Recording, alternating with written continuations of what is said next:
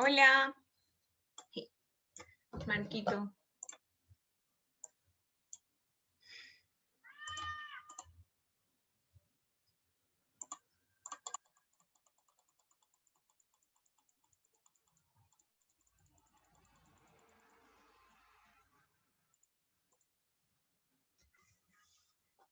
Hola, ¿cómo están? Hola, buenas tardes.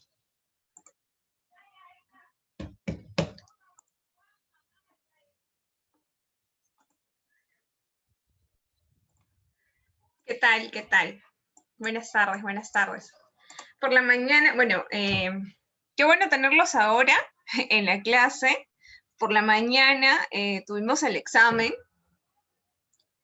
y tuve unas dificultades técnicas para conectarme al Zoom por mi conexión a internet, que me retiraba inopinadamente del Zoom.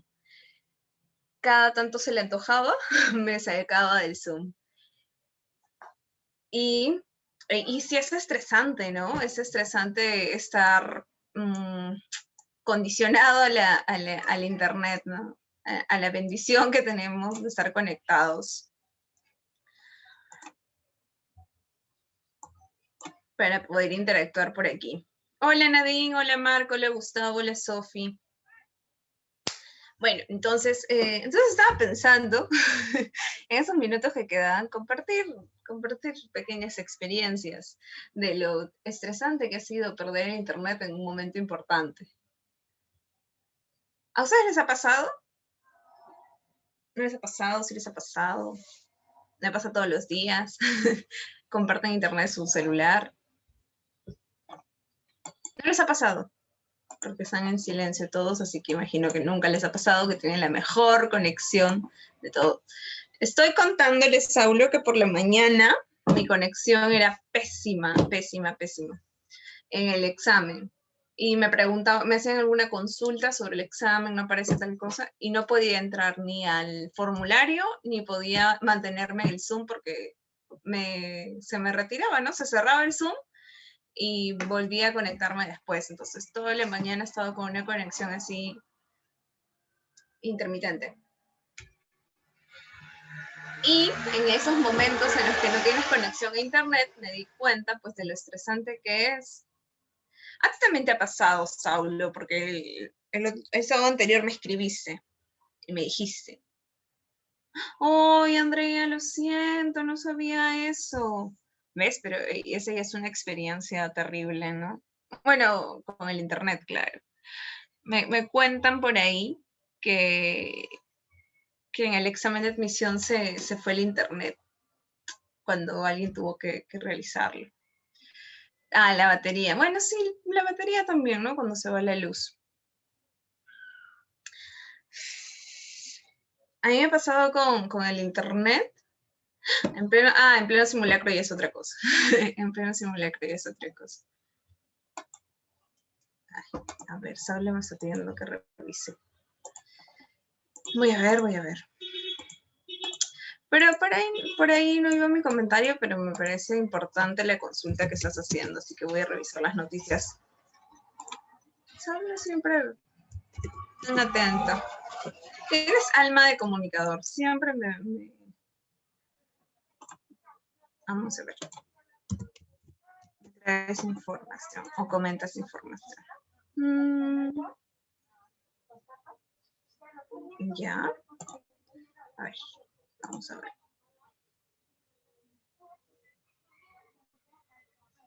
¿Qué es esto?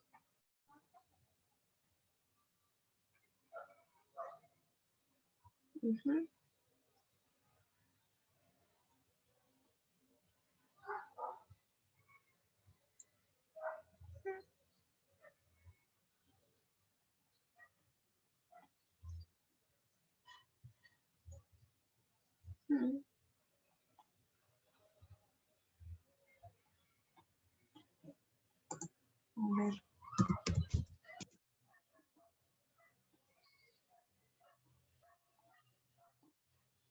Bueno, no hay ninguna actualización, Saulo.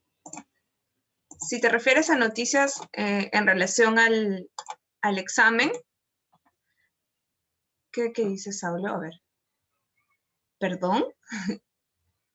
No, estábamos conversando sobre lo terrible que es que se te vaya el internet en momentos importantes.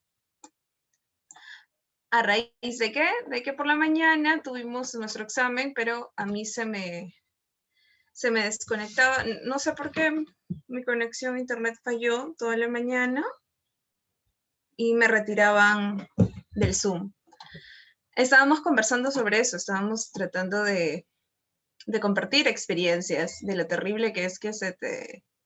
Y de lo frustrante, ¿no? Lo estresante que es estar condicionado a la buena voluntad de tu conexión de internet para mantenerte en las clases. Y sí, y Saulo hizo una consulta sobre las actualizaciones de noticias o las publicaciones que ha realizado la OCA, ¿no? Me he fijado inmediatamente y no he encontrado alguna actualización. Como hasta donde tenemos entendido, perdón, hasta donde tenemos entendido después de la llamada que hicimos a la OCA, y que vamos a seguir llamando, haciéndonos pasar por postulante, bueno, yo haciéndome pasar por postulante, el 1 de febrero va a iniciar el cronograma para todos aquellos que se van a inscribir, van a realizar el pago. Y en la última semana de enero, es decir, el lunes 25 hasta el sábado 30, en toda esa semana, ya tendrían que enviar el procedimiento a los correos electrónicos de los alumnos que tienen reservado su derecho de postulante, ¿no? Su derecho a realizar el examen porque no participaron en el proceso virtual. Pero todavía no estamos a finales de mes, Saulo. Finales de mes, la semana del 25. Querido Saulo. Sí, estamos llamando. Bueno, tú has llamado, yo también llamé a la OCA. Preguntando y consultando, ¿no? Todos los casos posibles, ¿no? Para que puedan... El profesor está aquí con nosotros, a ver. Sí, yo también lo vi. Ah, aquí está, ya. Sí, ya le puse de confitrión. Bueno, pero para terminar mi idea, porque Saulo me hizo la consulta y bueno, ya. A ver, ¿qué pusieron? Me pusieron qué pasó con la batería, que a algunos les ocurrió lo de la mala conexión durante el examen de admisión, durante los simulacros. También sí, Uni ha sacado fechas. Villarreal sigue el anuncio de por confirmar o por establecer. Todavía no se han pronunciado. Hasta el 31 de este mes tienen para inscribirse a ese proceso de admisión. La fecha exacta no está dada, pero confiemos firmemente en la capacidad de organización y en la buena voluntad de la universidad. Eso no era un tema, Saulo. Ya vi lo que escribiste. Y ya vi por qué Sofi te puso qué malo.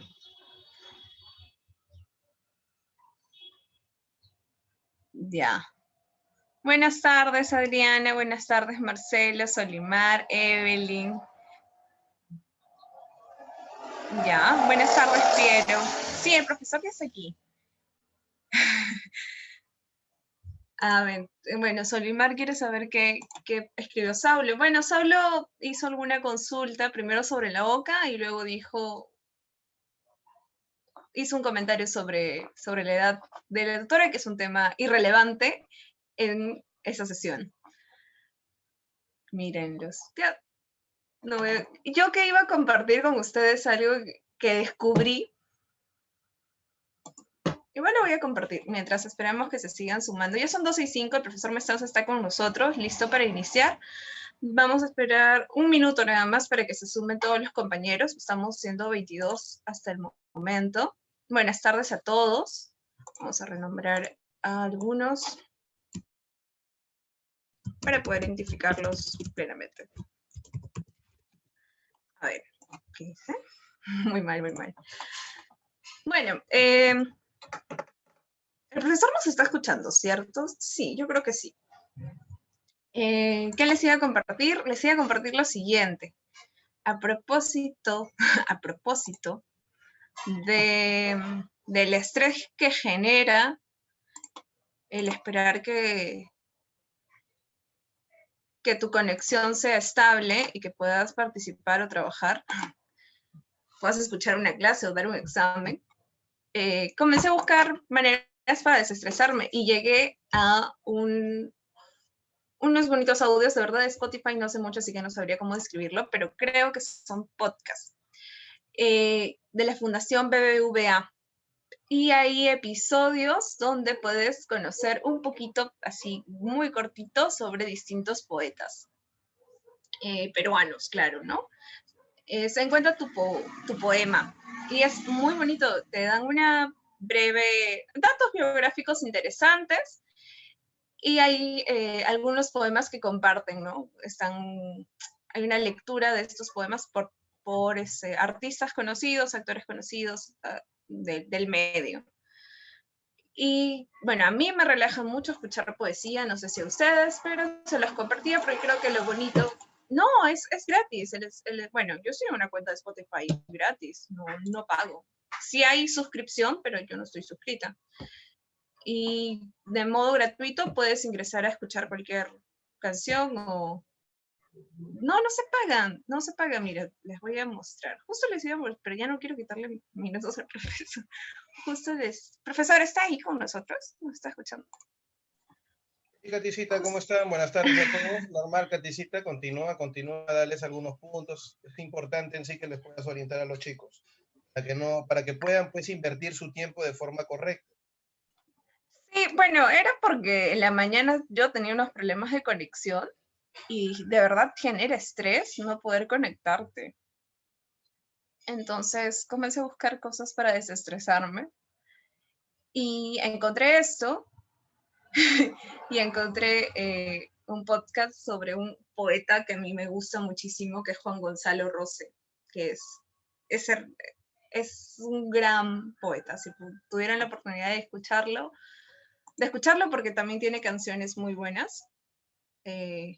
Poemas suyos han sido musicalizados, entonces si pudieran escucharlo o si tuvieran la oportunidad en algún momento de su día de acercarse a este lado del Spotify, a este rinconcito y encontrar y darle clic a uno de estos podcasts, van a ver que sus días se van a sentir más aliviados.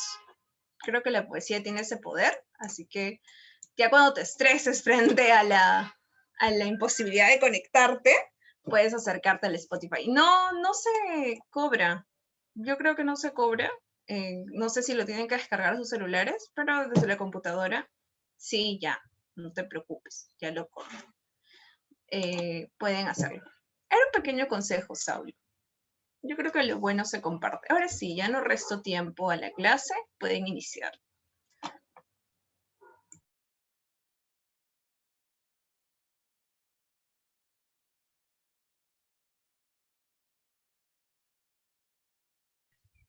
Hola, hola, ¿qué tal? ¿Cómo están, muchachos? Ya ves, Katicita, estás haciendo una bonita, pues, está compartiendo sus experiencias en torno, pues, en sí a las redes a los cuales está entrando y ustedes son bien mala gracia, ¿eh?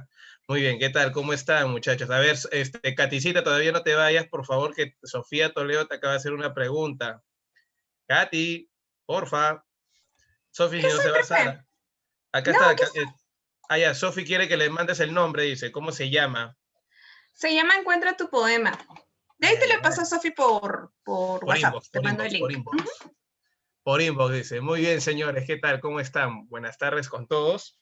Bienvenidos a nuestra clase número 13 del curso de Historia Universal, sin contar, lógicamente, pues el repaso que tuvimos hace unas semanas atrás. Queridos y estimados alumnos, he escuchado atentamente cada uno de los puntos que Katicita les acaba de brindar en sí respecto al examen de admisión de San Marcos. Ya se habla también ya de la programación de UNI, que no salía, ¿no? Ahora sí ya oficialmente se han dado fechas para su examen, ¿no? Lo atípico de este examen es que el examen por primera vez no va a ser pues en el mes de febrero, como siempre se daba, ¿no? Sino va a ser en el mes de marzo. San Marcos también, ¿no? Ha extendido la fecha de su examen para el mes de abril, inclusive termina en mayo. Entonces, si alguien buscaba en sí una respuesta al examen de admisión de Villarreal, quiero contarles que el examen de Villarreal va a ser pasado el examen de San Marcos. O sea, eso no se va a dar nunca, que el examen de Villarreal sea antes. Tú sabes que en Villarreal, pues normalmente da su examen después para aquellos alumnos pues que no han podido ingresar a San Marcos puedan postular pues en sí a Villarreal, ¿no? Entonces como que Villarreal termina hasta cierto punto, no es que jale al, como quien dice, aquel que no entra, ¿no? Sino que le da eso, la siguiente oportunidad, ya vamos a decir así, para que no suene feo. Muy bien, o lo que en pocas palabras busca pues en realidad Villarreal es platita, money, ¿correcto? Claro, es que en realidad mientras más postulantes tiene mayores ingresos económicos, claro está, y de esta manera, pues en sí nosotros podríamos decir que la universidad se va enriqueciendo, ¿no? Algunos dicen que es la segunda opción, bueno, para algunos, no para todos, ¿ah? Porque algunos, particularmente yo, para mí siempre mi primera opción fue Villarreal, nunca fue San Marcos. Para mí San Marcos sí fue mi segunda opción cuando no ingresé a Villarreal la primera vez. Que ustedes no lo crean. No, no, y no es broma, señores. En realidad, Villarreal fue mi primera opción cuando salí del colegio, postulé, no ingresé. Y la segunda opción era pues San Marcos, ¿no? En septiembre. Y ese fue pues en realidad mi experiencia más brava, vamos a decir de esta manera, terminando el colegio. Y ya para el examen de admisión en sí, justamente del siguiente examen ya era seguro que iba a ingresar, ¿no? Eso es lo único, pues en realidad que yo les podría comentar y al final ingresé a una carrera que me gustaba y justamente pues en realidad lo logré de una manera pues en realidad como yo quería. Entonces ya depende de uno cuando ya llega a la universidad pues si busca destacar en algo, ¿no? Y eso es lo que siempre me gustó. Bueno, ahí tuve pues el liderazgo estudiantil junto con otros compañeros, hicimos mucha política, y posteriormente pues en realidad empezamos a desarrollar ya círculos de investigación, ya de manera particular es que yo me empecé a preparar y desarrollar un mejor conocimiento, porque esperar a que la universidad me brinde todo era pues en realidad, wow, en sí era casi imposible, ¿no? Muy bien. Mi carrera se llama Ciencias Históricos Sociales, Eduardito Malma. Muy bien. Y luego ya lo complementé pues en sí con mis cursos ya de investigación que hice en el IEP, en el Instituto de Estudios Peruanos. Muy bien.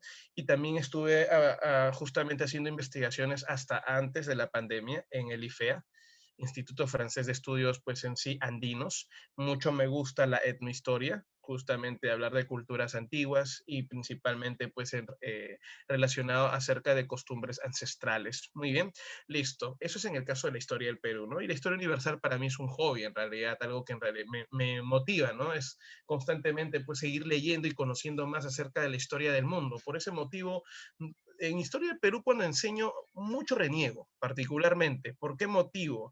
Por el detalle, pues en realidad de que la historia del Perú está plagada de mucha estupidez, de mucha, no solamente corrupción, sino que en realidad te da cólera.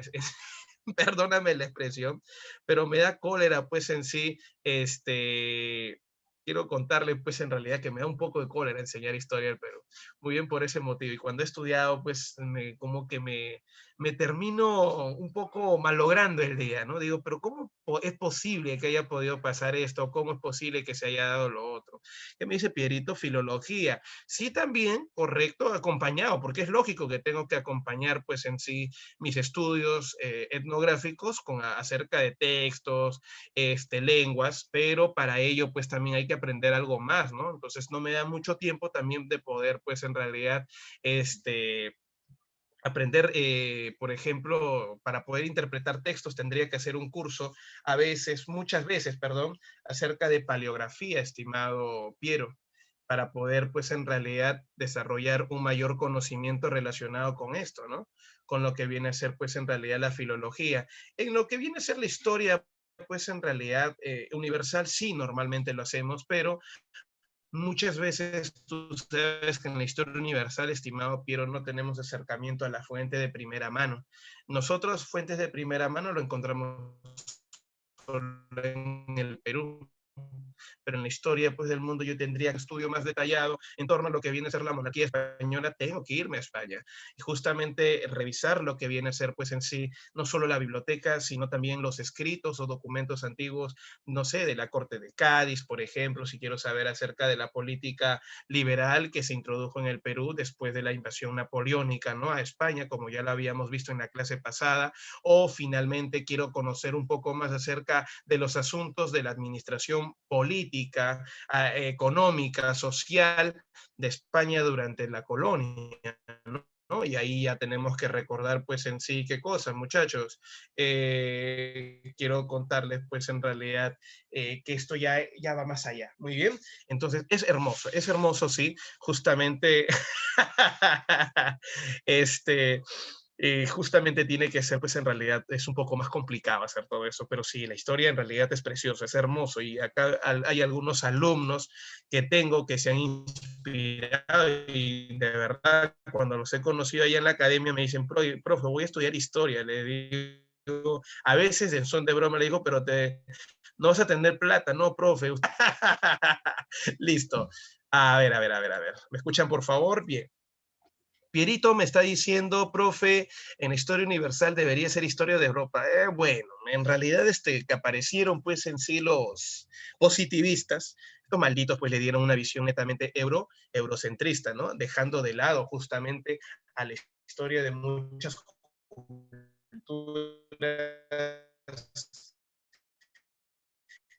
que tienen pues en sí que van a desarrollar símbolos, vamos a dar clase de hoy, están presentes ya la mayoría de alumnos del presente siglo y arrancamos hablando acerca de las revoluciones liberales y de la llamada revolución y de la llamada revolución industrial, ¿correcto? Estamos nosotros hablando ya de la etapa posterior a qué, muchachos. Tenemos que hablar de la etapa posterior a la llamada restauración. Hasta la clase pasada conocimos un poco de la era napoleónica y de la llamada qué, muchachos, y de la llamada pues en sí y restauración, ¿correcto? Vimos pues en realidad que la restauración significó el retorno de las monarquías absolutas, ¿no? El restablecimiento de la monarquía absoluta, del antiguo régimen, de la dominación, de la explotación, pero también el establecimiento, ojo, no resta, sino establecimiento de una nueva de una nueva demarcación territorial.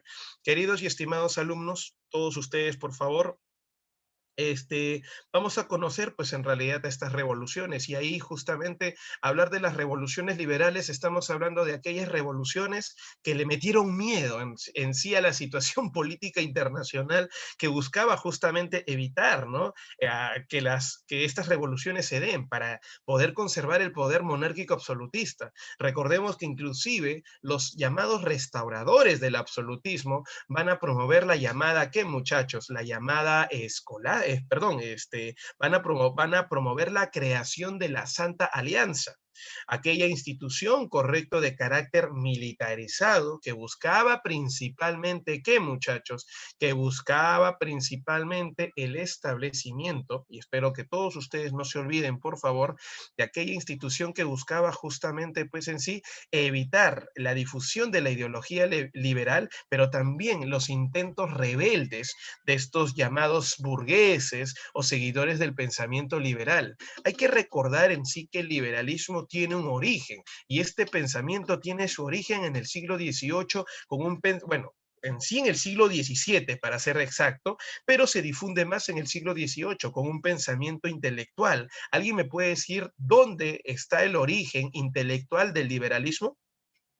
A ver, por acá quizá Piero, Sofía, a ver, por ahí, no sé, Gustavito, o no sé si me puede ayudar la pequeñita, Marcelo Miranda, Marquito Yicagua, o Nadine, ahí está Nicolcito Díaz, también se une a nuestra clase de hoy. A ver, por ahí, por favor, alguien, Sofi, Saulo, Rosalinda, Buena, señores, correcto. Lo encontramos en la llamada ilustración. Muchas gracias, Piero, Marcelo, Nadine, correcto, Giovanna. Es que en realidad ya en la clase pasada lo habíamos visto. Y sí, efectivamente, una de las primeras formas de pensamiento liberal surgió justamente con John Locke, pero fue mejor desarrollada, para ser sincero, con los franceses. Eso sí no lo vamos a negar.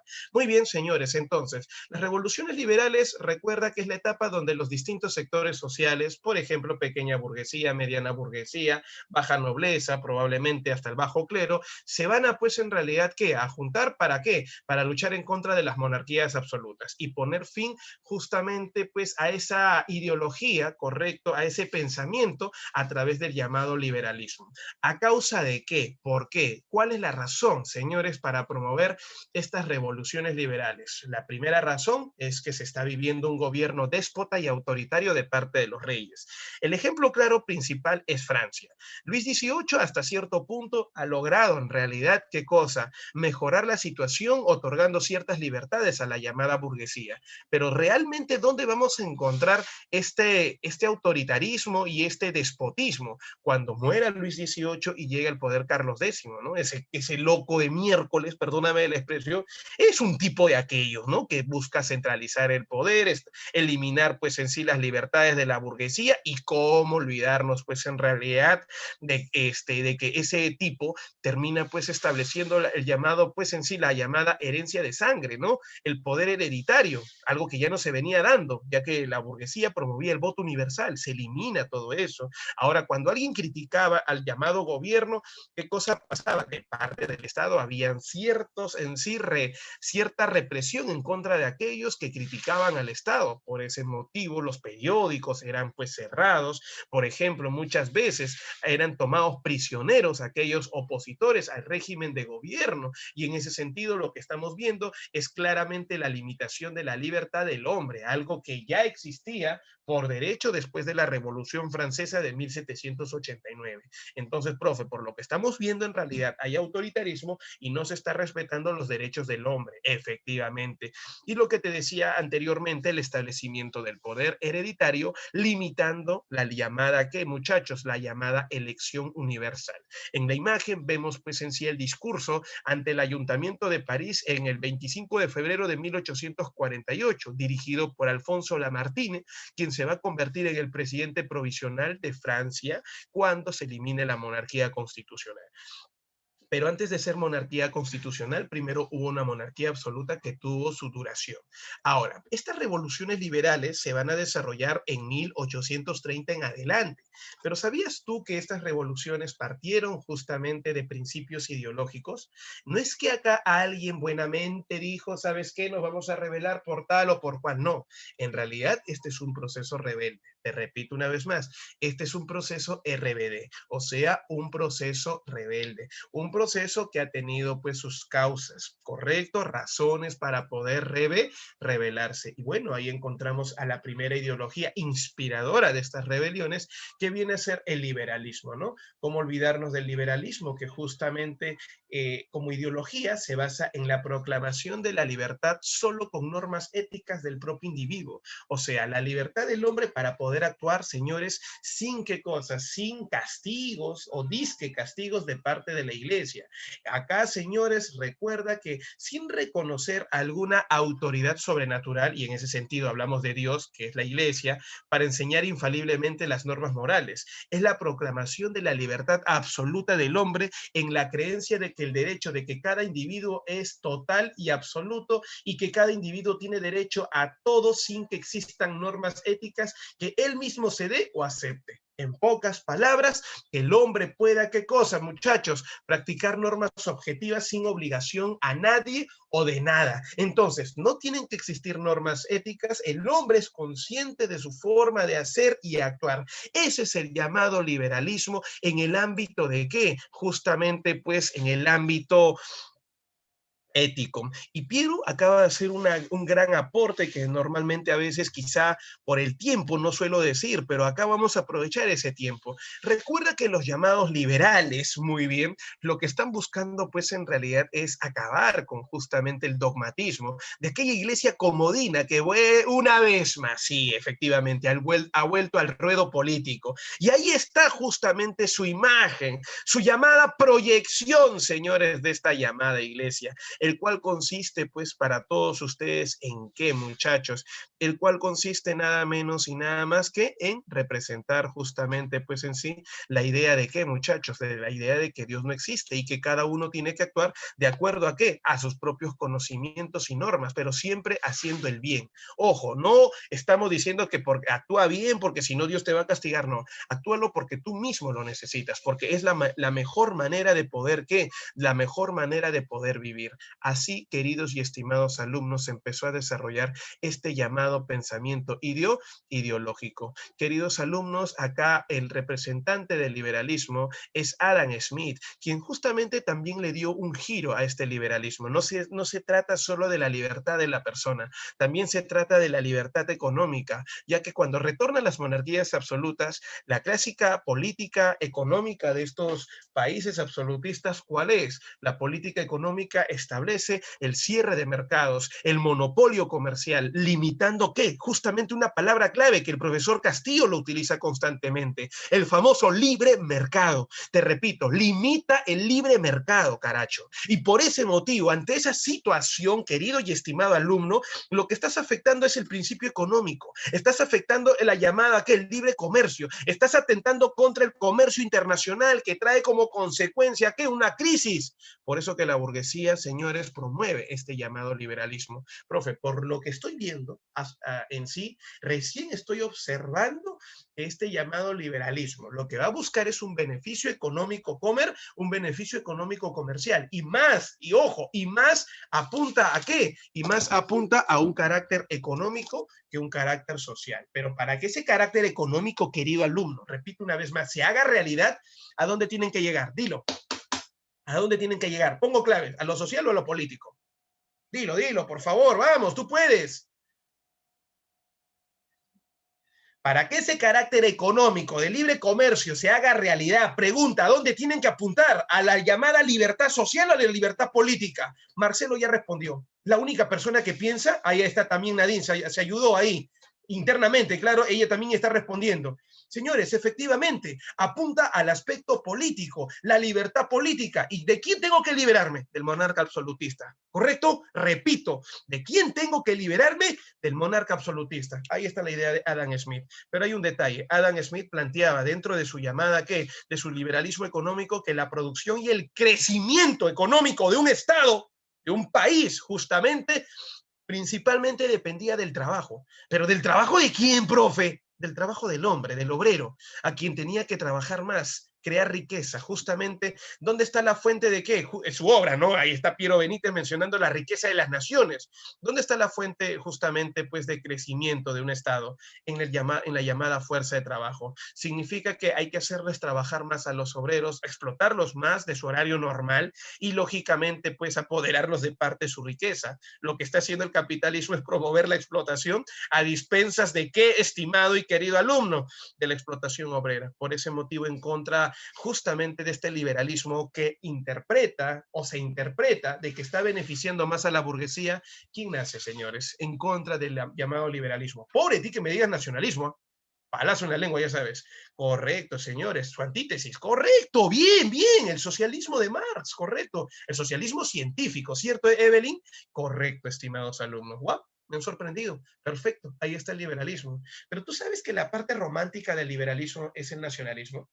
Aunque tú no lo creas, alguien me puede decir por qué motivo la parte romántica del liberalismo es el nacionalismo que surgió en Alemania, señores, que es una doctrina que plantea qué cosa, justamente como doctrina, por ejemplo, propugna pues en sí valores fundamentales, el bienestar, la preservación de los rasgos identitarios entre compatriotas de un mismo país, la independencia en todos los órdenes, correcto, de un país, la gloria y la lealtad de la nación propia. En pocas palabras, querido y estimado alumno, el nacionalismo lo que te enseña es a respetar lo que tiene tu país, lo que tiene tu cultura. Te enseña a respetar lo poco o mucho que pueda tener. Eso, señores, es el nacionalismo. Por ese motivo dice que parte de los dos principios básicos del nacionalismo justamente son el relacionado con la idea de la nación y el Estado. Quiero contarte que el nacionalismo lo que te enseña es amar a tu patria a partir de algún principio identificario, no sé, identitario, como dicen, ¿no? Por ejemplo, podemos encontrar el idioma, podemos ser en sí qué cosa, muchachos, podemos pues en realidad considerar, repito una vez más, a través de ello el amor a tu patria a partir del respeto por tu idioma. Ah, no, mejor no, quizás por la parte religiosa, por la parte cultural, etcétera, por nuestra historia en el pasado que fuimos un gran imperio. Por ese motivo, señores, busca rasgos con qué identificarse. Por ese motivo, el nacionalismo parte de dos principios, ¿no? Como ya te había mencionado, la idea de nación y Estado. Ahora la pregunta es, ¿Perú para ustedes es una nación o es un Estado?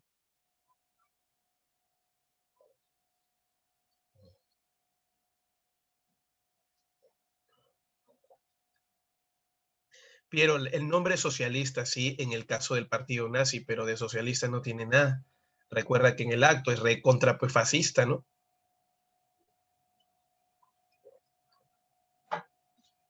Ya, alguien por ahí, ¿qué consideran en sí? Por ejemplo, si alguno no sabe en sí lo que es la definición de Estado-nación, nación es en sí qué cosa? El territorio, correcto, organizado en base a un mismo qué, a un rasgo que los identifica a todos por igual. Muy bien, el Estado es un territorio solo políticamente organizado, donde no existe pues algo que identifique a todos por igual y que todos sean pues considerados en sí, por más que hayan ricos y pobres, que sean pues en realidad se identifiquen por algo. Alguien por ahí, entonces la pregunta fue fácil. ¿Qué cosa es el Perú? Marcelo dice que es una nación, o sea que tenemos algo en común todos, Marcelo. Imagínate. Muy bien, ¿alguien por ahí otra idea? Para Piero, Perú es los dos, un Estado y una nación. Marquito Yicuagua dice, Estado, siempre hay desigualdades y sobre todo el centralismo en Lima. Creo que la mejor respuesta hasta el momento, compartida en sí, gracias a Marco y Sofía, que dice que el Perú es un Estado, es justamente la respuesta correcta. Y Marco ha sido muy explícito justamente al definirlo, porque dice, profe, es que acá en el Perú lamentablemente no tenemos un rasgo que nos identifique a todos por igual, porque sigue habiendo el tema de qué, muchachos. A ver, si partimos de la idea del conjunto idiomático, lamentablemente hay muchos idiomas, y así el quechua haya sido el idioma universal durante el imperio de los incas, lamentablemente hay mucha gente que se avergüenza de hablar en quechua. Así que lo primero que tenemos es eso. Dos, no tenemos en sí que hay un detalle, Saulo, la unión fue el odio a Chile. ¿Tú crees en realidad que es el odio a Chile? Entonces, ¿por qué no ganamos la guerra, estimado Saulo? ¿Tú crees que si hoy en día hay guerra contra Chile, todo el Perú va a ir a la guerra? Te equivocas, hijo, porque van a estar los primeros en que van a fugar. Los limeños nunca van a hacer eso. Quizá la gente del Ande, porque es más identificada con el país. Ahí sí yo puedo hablar de la nación andina, pero el peruano no. Y cuando dice Marco que todo se centraliza en Lima, efectivamente, por ese motivo, hijo, que quiero decirte lo siguiente, todavía sigue existiendo en sí la choleada, la serraneada, correcto, la burla pues en sí a los rasgos étnicos culturales. Por ese motivo no hay. Ya, profe, cuando juega la selección, todos cantamos con todo el himno nacional, sí, pero cuando termina de jugar la selección, que todos de nuevo vamos a regresar a lo mismo. Por ese motivo, querido alumno, no existe un rasgo que nos identifica. Claro, por ese motivo ahí está la gran diferencia. Entonces, en resumen, estimados y queridos alumnos, no es que quiera contradecirlos, pero las cosas como son, no somos en realidad pues una nación. Lo que es el Perú es un Estado, pero sí, por ejemplo, ¿quién es una nación? Y que no necesitó, por ejemplo, de un territorio para estar organizado. Judíos. A pesar de que no tuvieron un territorio y de estar dispersos por el mundo, hay algo que a todos ellos los identificaba. ¿Alguien me puede decir qué cosa es? Y los mantuvo unidos a pesar de la distancia.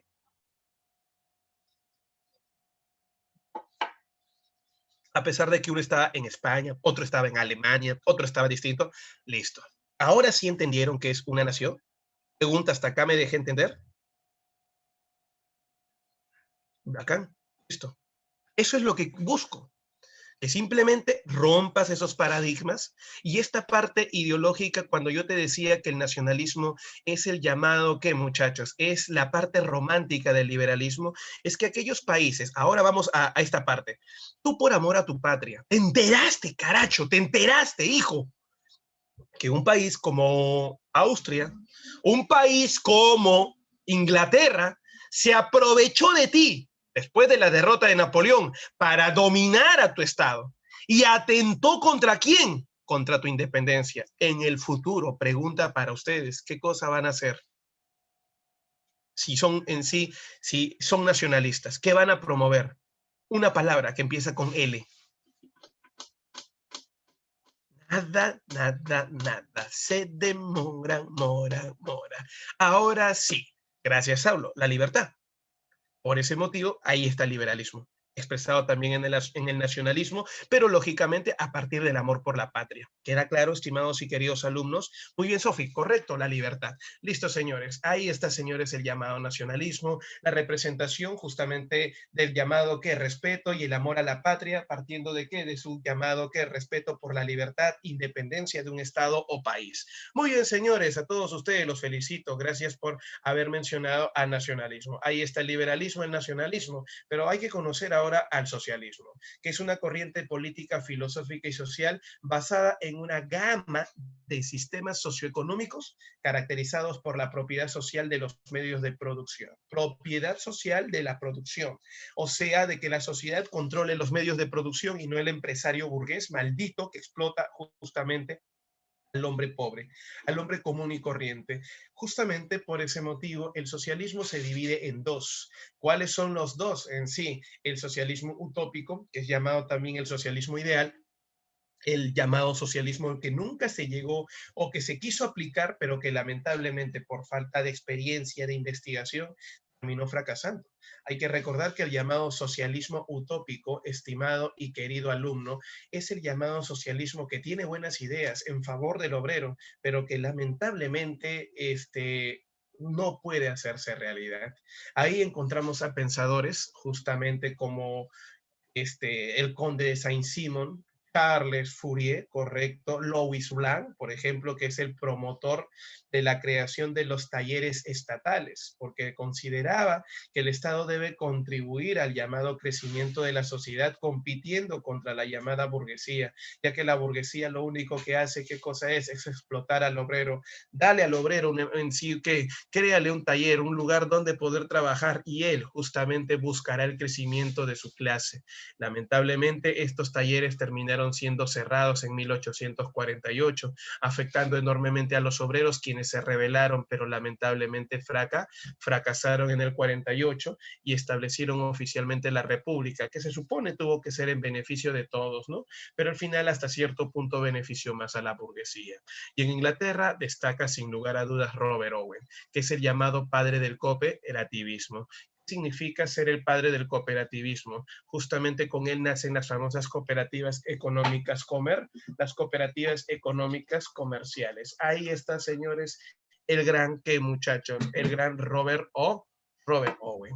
¿Está claro, muchachos? ¿Listo? Ahí está un punto importante. ¿Qué pasó con este socialismo? Como te dije, buenas ideas que lamentablemente van a terminar fracasando. Hasta que llegó, pues, en sí el socialismo científico, aquel que se basó en los principios del materialismo dialéctico y el materialismo histórico. Hablamos de Marx y de Engels. Estos no son de Francia, no son de Inglaterra. Marx y Engels justamente plantearon sus llamadas ideas desde Alemania. Estos eran alemanes, pero viendo el ejemplo de Inglaterra y haciendo un estudio detallado, plantearon de cómo se tiene que expresar el llamado socialismo. Justamente este llamado socialismo buscaba pues en realidad que en base a sus experiencias la aplicación correcta de la llamada lucha pues en sí por los derechos del obrero. Y es por esa razón, querido y estimado alumno, que este llamado socialismo triunfó. Ahí encontramos a Marx escribiendo la obra El Capital, criticando justamente el liberalismo de Smith, criticando la llamada explotación de la llamada burguesía frente al llamado obrero,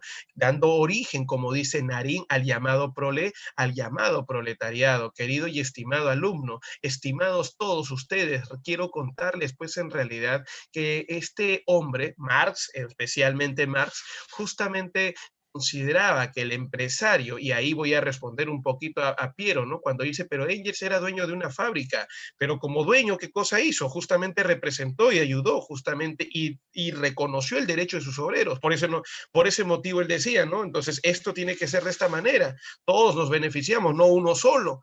Por ello, queridos y estimados alumnos, bueno, Marx en cambio criticaba a otros empresarios o a otros dueños de negocios burgueses porque consideraba que estos se quedaban con una parte de su trabajo, al cual se le conoce con el nombre de plusvalía, correcto, Saulo. La llamada plusvalía, el trabajo no remunerado del patrón. Eso justamente se critica en El Capital. Tremenda obra de Marx. Muy bien. Luego, señores, hablamos de Engels, quien escribe la obra El origen de la familia, el Estado y la propiedad privada. Considera que cuando aparece, señores, que muchachos, la propiedad privada, lamentablemente vienen las guerras. Lamentablemente, ¿qué cosa pasa? Justamente empiezan las guerras, la dominación y la codicia. Por ese motivo, señores, es como se empieza a desarrollar la humanidad. Finalmente, los dos publicaron en 1848 una obra conocida con el nombre del Manifiesto del Partido ¿qué? El Manifiesto del Partido Comunista, a través del cual, estimados y queridos alumnos, el amigo conocido con el nombre, pues, ¿de qué, muchachos? El amigo conocido, pues, con el nombre de Engels, ¿qué es lo que termina siendo? Nos va a contar, pues, en la historia, repito una vez más, nos va a contar en la historia que tanto Marx y Engels van a, pues, en sí, a organizar a los obreros a través de los sindicatos. Dieron origen a la cuarta clase social que ya Nadine lo había mencionado, que es el proletariado. Y con ellos, ¿qué se va a iniciar justamente en esta etapa del contexto de la segunda revolución industrial? La famosa lucha de clases, ¿no? Una lucha de clases que fue claramente observada en inicios del siglo XX, con la Revolución Rusa, con las famosas guerras, correcto, mundiales, donde encontraremos claramente que se busca frenar el avance de las internacionales obreras, como por ejemplo en la Primera Guerra Mundial y en la Segunda Guerra Mundial, el fascismo, ¿no? Luchando directamente contra el comunismo, contra la ideología obrera representada por la Unión Soviética. Queridos y estimados alumnos, lo que Piero Benítez menciona cuando habla del esclavismo, feudalismo, capitalismo, y donde se supone que el último tiene que ser el socialismo, es la llamada evolución y explicación de la historia en base a un principio socioeconómico, no la división tradicional de edad antigua, media, moderna y contemporánea.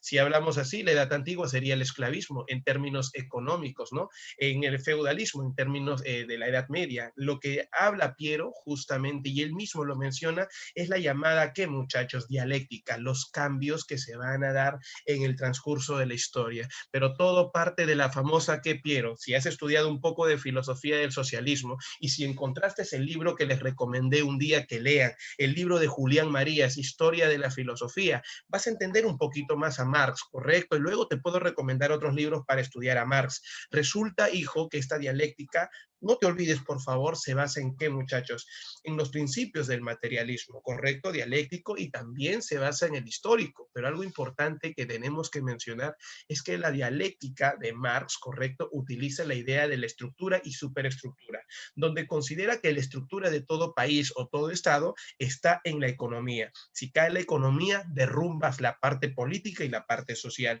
Y eso es verdad, que los cambios que se han dado en la historia se han dado justamente, ¿por qué? Lamentablemente, los cambios económicos. Correcto, cuando los romanos entraron en crisis, solamente un ejemplo, trajeron la mano de obra extranjera cuando se escaparon los esclavos. No hubo esclavos, trajeron mano de obra extranjera y los extranjeros los invadieron. Ahí está la parte económica. La toma de Constantinopla, cierre del comercio entre Oriente y Occidente, produciendo los nuevos descubrimientos geográficos y el fortalecimiento de un sistema político, las monarquías absolutas. La parte económica, la Revolución Francesa, hace un poquito nada más lo hemos visto. ¿Qué trajo como consecuencia? ¿Por qué se dio? ¿No fue por la crisis económica que se vivía?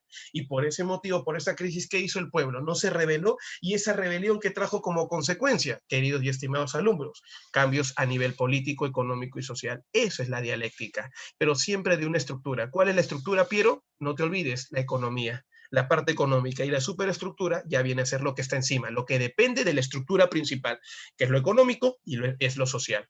Muy bien, señores, listo. Nada más, ahí está. Pregunta, ¿me dejé entender?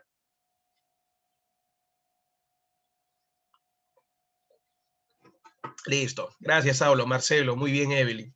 Correcto, Evelyn. Listo, Evi. Chévere. Vamos con la parte de la Revolución Liberal de 1830. La Revolución Liberal de 1830, entonces, ya estaba como quien dice, ¿no? En realidad estaba apuntando algo claro. Esa Revolución de 1830 se dio, pues, en realidad, después de la muerte de Luis XVIII.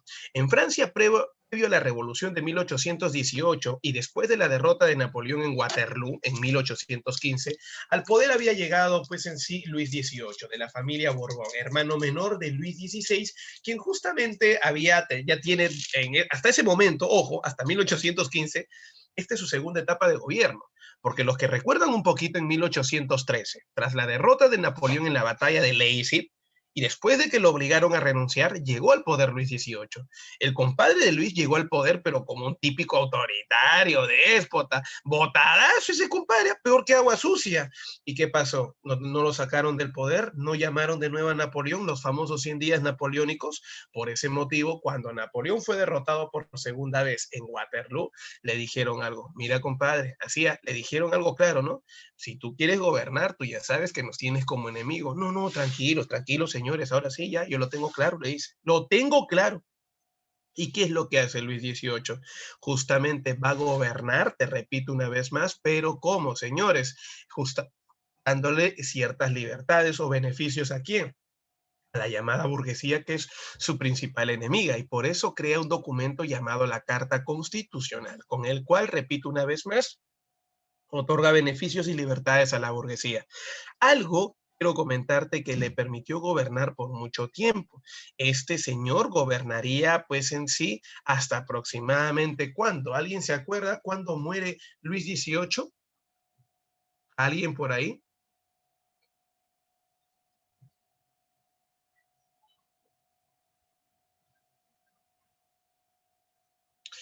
Nadie, ay, ay, ay. Oye, él gobernó, pues si su travesía política se inició en 1814, súmale 10 años más.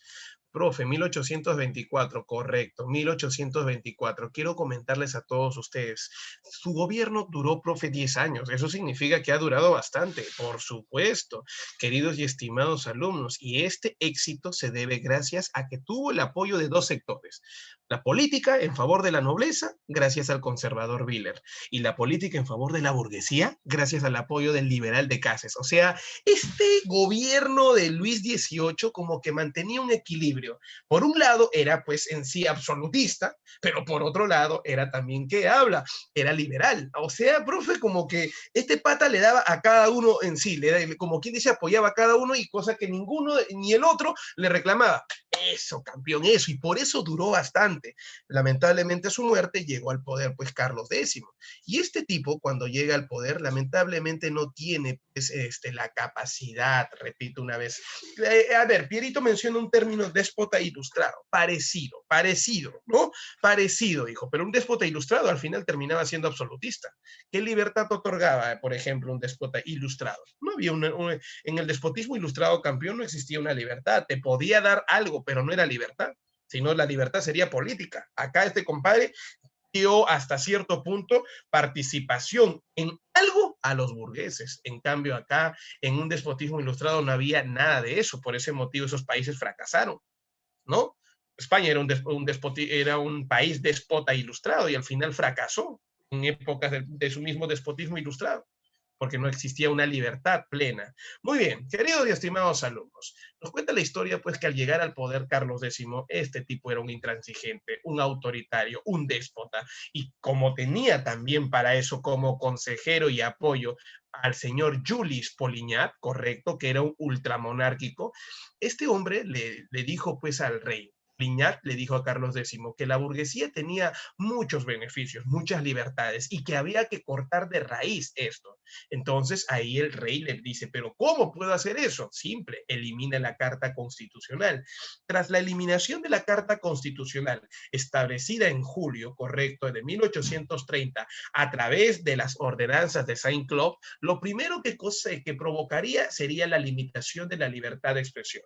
Segundo, señores, la llamada elección universal se elimina y se establece, pues, como ya te había mencionado, el llamado voto, pues, el poder hereditario, ¿no? La elección hereditaria, que significa que si yo muero como rey, le dejo el poder a mi hijo. Eso era lo que estaba disgustando, la pérdida de sus llamados beneficios y libertades justamente de los burgueses. Por ese motivo el pueblo que hizo y la burguesía, dirigida por la burguesía, se termina rebelando, se termina amotinando.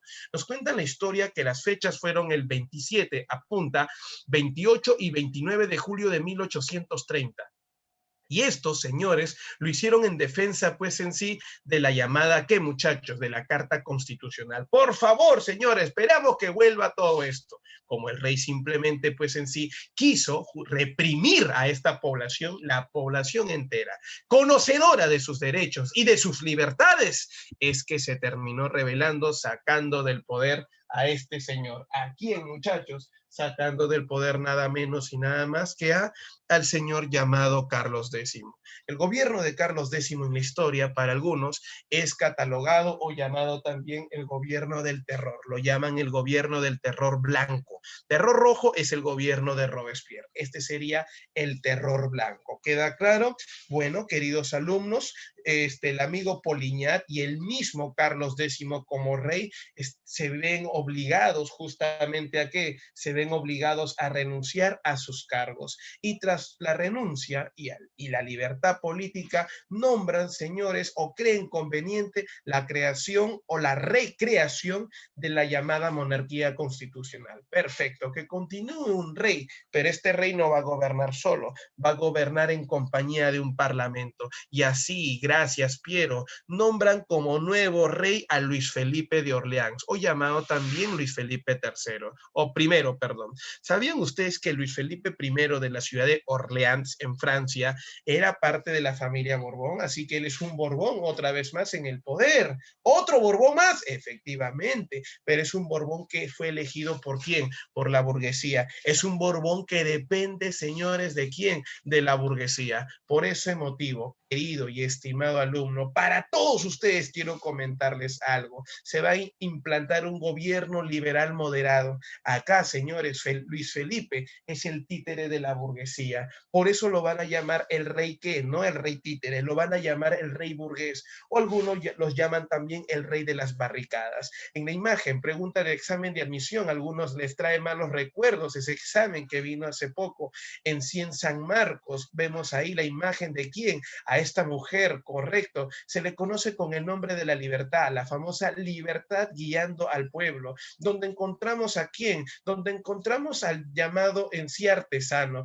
donde encontramos al llamado obrero, donde encontramos pues en sí a quién, a todas las clases sociales. Muy bien, entonces, señores, quiero comentarles pues en realidad que esa imagen le pertenece a Eugenio de la Croix, justamente donde conmemora qué cosa, muchachos, la llamada revolución, ahora sí, de 1830. Y Saulo responde algo claro que ya lo hemos visto desde la clase pasada, ¿no? Cuando hemos mencionado que las imágenes o la iconografía revolucionaria lo que busca principalmente es concientizar a la población, incentivarla ¿a qué? A la llamada rebelión. Queridos y estimados alumnos, ustedes mis futuros cachimbos, hasta acá mi pregunta es, ¿me estoy dejando entender? Muy bien, señores, bien, ahí está. Entonces triunfó la llamada revolución de 1830. Esta revolución, queridos alumnos, trajo severas consecuencias. Bélgica es uno de los países que al año siguiente, bajo el ejemplo de Inglaterra, de Francia, buscó liberarse ¿de quién? De Holanda. Porque resulta que el reino de Holanda, con el llamado pues Congreso de Viena, se apoderó justamente del territorio belga y estos implantaron un gobierno autoritario en este país. Este país, bajo la influencia liberal, se terminó rebelando y logró su llamada independencia. Acabó con el dominio de los holandeses irlandeses. Y así, gracias al apoyo de Francia y de Inglaterra, obtuvieron el reconocimiento de su independencia bajo el gobierno de Leopoldo I. Leopoldo I, acá en Bélgica no gobernará de manera absoluta. Entonces, profe, ¿qué sistema se estableció acá en el territorio de Bélgica? La monarquía constitucional. Ah, profe, algo así como el mismo Francia. Por supuesto, se van a convertir en una monarquía de tipo constitucional. Bélgica, señores, lo hizo. Le sigue el ejemplo Polonia, quien busca rebelarse en contra de los rusos. Los rusos se quedaron justamente con el territorio polaco después del famoso Congreso de Viena. Lamentablemente, cabe mencionar que acá Polonia no tuvo la misma, pues en sí, suerte que Bélgica, y por ese motivo fueron reducidos por la fuerza y lamentablemente liderados pues por el terror ruso a ser dominados, como la imagen lo menciona, ¿no? Vemos a los hombres torturados justamente y derrotados por los rusos cuando intentaron alcanzar su llamada independencia, ¿no? Y finalmente vamos a ver que esta revolución trajo consecuencias en el territorio de España y Portugal, donde estallaron grandes guerras civiles, donde como todos ustedes recordarán, tras la invasión de Napoleón, por ejemplo, en España, surgió pues una mitad que era conservadora del modelo monárquico absoluto y otra mitad que era liberal, que buscaba liberarse justamente de quién, de esa llamada monarquía. Por ese motivo, ¿qué cosas estallaron? Grandes guerras civiles que al cabo de años de lucha, te voy a contar algo, lograron su llamado triunfo. Y así se estableció pues las monarquías de carácter constitucional, las constituciones con el cual ellos van a lograr pues en sí justamente tener participación política. Y cuando me refiero a ellos, tú ya sabes que hablo de de la llamada burguesía. Muy bien, muchachos. Ahora, ¿qué pasó? Todo iba bien, ¿eh? Todo iba bien. Pero mira lo que termina pasando. Nos cuentan en la historia que 18 años después de la primera gran revolución, lamentablemente en Francia se va a vivir un periodo de crecimiento económico porque se está viviendo la revolución industrial. En la parte industrial tecnológica hay un crecimiento, nadie lo va a negar. Así que todo era bacán. La parte negativa era pues en realidad el aspecto económico, donde algunos se hacen ricos y otros se hacen súper, súper pobres. Entonces, esto hay que sumarle pues en realidad pandemias. Así como el COVID, llegó una etapa de pandemias y la gente empieza a morir en gran cantidad. No hay comida, sequía. Se suma a esto la crisis agrícola, no hay para comer. Entonces, como que al no haber justamente pues una solución a esta crisis, quien tiene que solucionar este problema es nada menos y nada más que el rey. Pero el rey lamentablemente tiene problemas porque resulta que la burguesía ha ido perdiendo hasta cierto punto cierta libertad. Y es que el consejero del rey, conocido con el nombre de qué, que es conocido con el nombre pues de Guizot como primer ministro, supuestamente ha limitado el llamado que ha limitado las libertades de quién, ha limitado las libertades de quién, de la llamada burguesía. Y de esta manera, como supuestamente son actos antidemocráticos, lo que el pueblo va a hacer es nada menos y nada más que luchar por sus derechos. Y por ese motivo protestaban en contra del gobierno del primer ministro Guizot. Eso motivó justamente a que la población, quien vive una crisis, principalmente el pueblo, lógicamente, ¿no? Quien vive una crisis económica por la sequía, ya que no hay productos agrícolas, encima están siendo explotados, encima, señores, están viviendo una pandemia donde muchos de sus familiares mueren y el Estado no hace absolutamente nada y por tal motivo y encima empieza a romper a robarle ciertos beneficios y libertades. Es ahí donde nace, pues en sí, esta llamada revolución. ¿Queda claro? Pregunta. Hasta acá entonces. ¿Cuáles son las causas para la revolución del 48? Habla, habla. Resumen, resumen, al toque. ¿Nadie? Ya, falta de libertad es una. Más.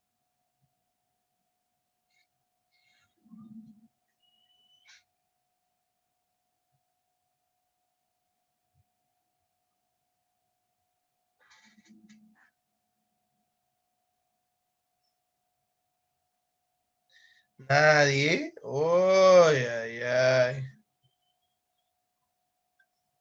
¿Quién se acuerda, por favor? Limitaron sus derechos, correcto, falta de libertad. Pero ¿cómo te vas a olvidar de la crisis económica, que es lo más... A ver, pucha, eso es lo que me hace renegar. Eso que cuando estamos en clase, ahí sí, te meto tu palazo, de verdad, por Monse. Oye, cerebro de pollo. Ni siquiera ha pasado 5 minutos y acaban de olvidarse. Les estoy diciendo claramente por qué motivo se han dado cambios a nivel de la historia. Justamente, y todos me decían, ah, sí, profe, hablamos de la estructura y de la superestructura. Y decíamos que todo parte de qué? De los cambios de los cambios económicos. Entonces, yo te pregunto algo, ¿qué estaba viviendo Francia? ¿No estaba viviendo una crisis económica? Entonces, pregunta para todos ustedes, como está viviendo una crisis económica, pregunta, ¿qué es lo que termina haciendo? Terminan pues en sí terminan rebelándose. Por ese motivo, queridos y estimados alumnos, todos ustedes tienen que recordar lo que nosotros estamos observando claramente durante esta época, muy bien, es en realidad que hay un descontento, no te olvides, un descontento social.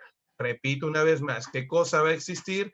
Un descontento un descontento social. ¿Y qué significa eso de un descontento social? Hay una insatisfacción de parte de quién, de la población hacia el Estado, porque simplemente el Estado no resuelve sus problemas tanto políticos, económicos, como también sociales, principalmente lo económico y lo social. En ese sentido, ¿qué cosa están buscando? Están buscando, pues en realidad, pues más beneficios y ayuda de parte del Estado. Entonces, vamos a ver, como Guizot no hace absolutamente nada en contra de ello, surgen los movimientos revolucionarios y todo empezó entre el 23 y 25 de febrero de 1848. Quiero comentarles, pues, en realidad, para todos ustedes, que acá nosotros vamos a ver, pues, en sí, estas llamadas jornadas, muy bien, terminaron siendo súper importantes porque gracias a estas jornadas, miren lo que vamos a observar de parte en sí de la población. Bueno, señores, vamos a ver que la presión popular obligó a la renuncia del ministro Guizot. Como te dije hace un momento, lo que buscaban era simplemente que ese señor salga del poder porque él es el causante de que la población o que la burguesía haya perdido sus libertades. Entonces, para ellos, supuestamente la burguesía no es que quería guerra, planteó pues en sí ciertas reuniones con el objetivo de alcanzar cierta libertad. Y ahí, señores, pues organizaron los famosos banquetes para poder manifestarse a favor de la reforma a favor de la reforma electoral. Y nos cuentan pues en realidad para todos ustedes, estimados y queridos alumnos, muy bien, nos cuentan pues en sí que para el 22 de febrero de 1848 ya estaba anunciado pues un banquete en París y una gran manifestación en contra del gobierno. Pero entonces, ¿qué pasó? El Estado pensaba, ah, no, estos vivazos que han hecho, por un lado me dicen, vamos a haber banquete y por otro lado una protesta. Banquete era con la burguesía, protesta era con la gente humilde. Entonces, ¿qué dijo el Estado? ¿Sabes qué? No voy a aceptar ninguno de los dos. Ambos actos fueron prohibidos y es por eso que en la mañana del 20, dice pues en sí, en la mañana del 22 los estudiantes se manifestaron produciéndose choques con quién, muchachos, con las llamadas fuerzas militares de ese entonces y así toda la población dijo, ah, no, están atacando a nuestros chivolos y empezó la llamada revolución donde, señores, pues en sí la población entera se rebeló. Al día siguiente, la llamada Guardia Nacional, que se supone tiene que ser la Guardia del Estado, terminó dándole la espalda al Estado y se unió al pueblo. Con ellos, señores, oficialmente, pues, ¿qué es lo que termina pasando? El rey decidió renunciar a su cargo porque dijo, yo no voy a ser, pues, en realidad víctima como Luis XVI, en sí uno de mis ancestros, para ser asesinado por algo que yo no estoy cometiendo. Así que renuncio, tomen su poder y yo me voy de Francia. ¿A dónde se fue a refugiar? A Inglaterra. Lógicamente también salió del poder el ministro Guizot y de esta manera el pueblo tomaría pues en realidad las riendas políticas de Francia, eliminando la monarquía constitucional y estableciendo un gobierno republicano, que en la historia sería la Segunda República. Este tendría provisionalmente un presidente, justamente que sería dirigido por quién, por este señor llamado Alfonso Lamartine, quien elegiría como ministro a quién, al socialista utópico Louis Blanc. Este señor, justamente, pues en realidad, ¿qué cosa le va a invitar? Lo va a invitar, pues, a crear lo que te había dicho, ¿no? Los famosos, pues en sí, talleres nacionales, talleres en sí que el Estado pueda crear para el obrero. Louis Blanc es un hombre que reclama los derechos sociales, políticos y laborales en favor del obrero ante esta llamada crisis económica donde no tiene trabajo. Por ese motivo, para generar trabajo, ¿qué ha hecho justamente pues en sí este señor? Ha creado los talleres nacionales. Son fábricas del Estado con el cual le da trabajo al hombre común y corriente. Es algo así como en el Perú, que hizo el Estado ante la crisis económica que estamos viviendo durante la pandemia. No sé si por tu barrio, pero por ejemplo, por donde yo vivo, hace unos meses atrás, por ejemplo, empecé a ver constantemente a unas personas con un polito rojo, los cuales se encargaban de limpiar, barrer los parques, las losas, por ejemplo, las calles, y tapando huequitos si habían en la pista, ¿no? Son personas que han sido apoyadas justamente por los mismos distritos, con el cual, querido y estimado alumno, ¿qué es lo que van a buscar? Van a buscar principalmente esto, ¿no? Que viene a ser su llamado apoyo económico. El Estado no le pagará mucho, pero les paga lo necesario para poder mantener a su familia, porque si esta familia no tiene que comer, tampoco la economía del Perú va a poder girar. Recuerda que eso es lo que dijo justamente en algún momento John Maynard Keynes, ¿no? Realizar obras públicas para que la economía del Estado no entre en una etapa pues como en el crack del 29, sino que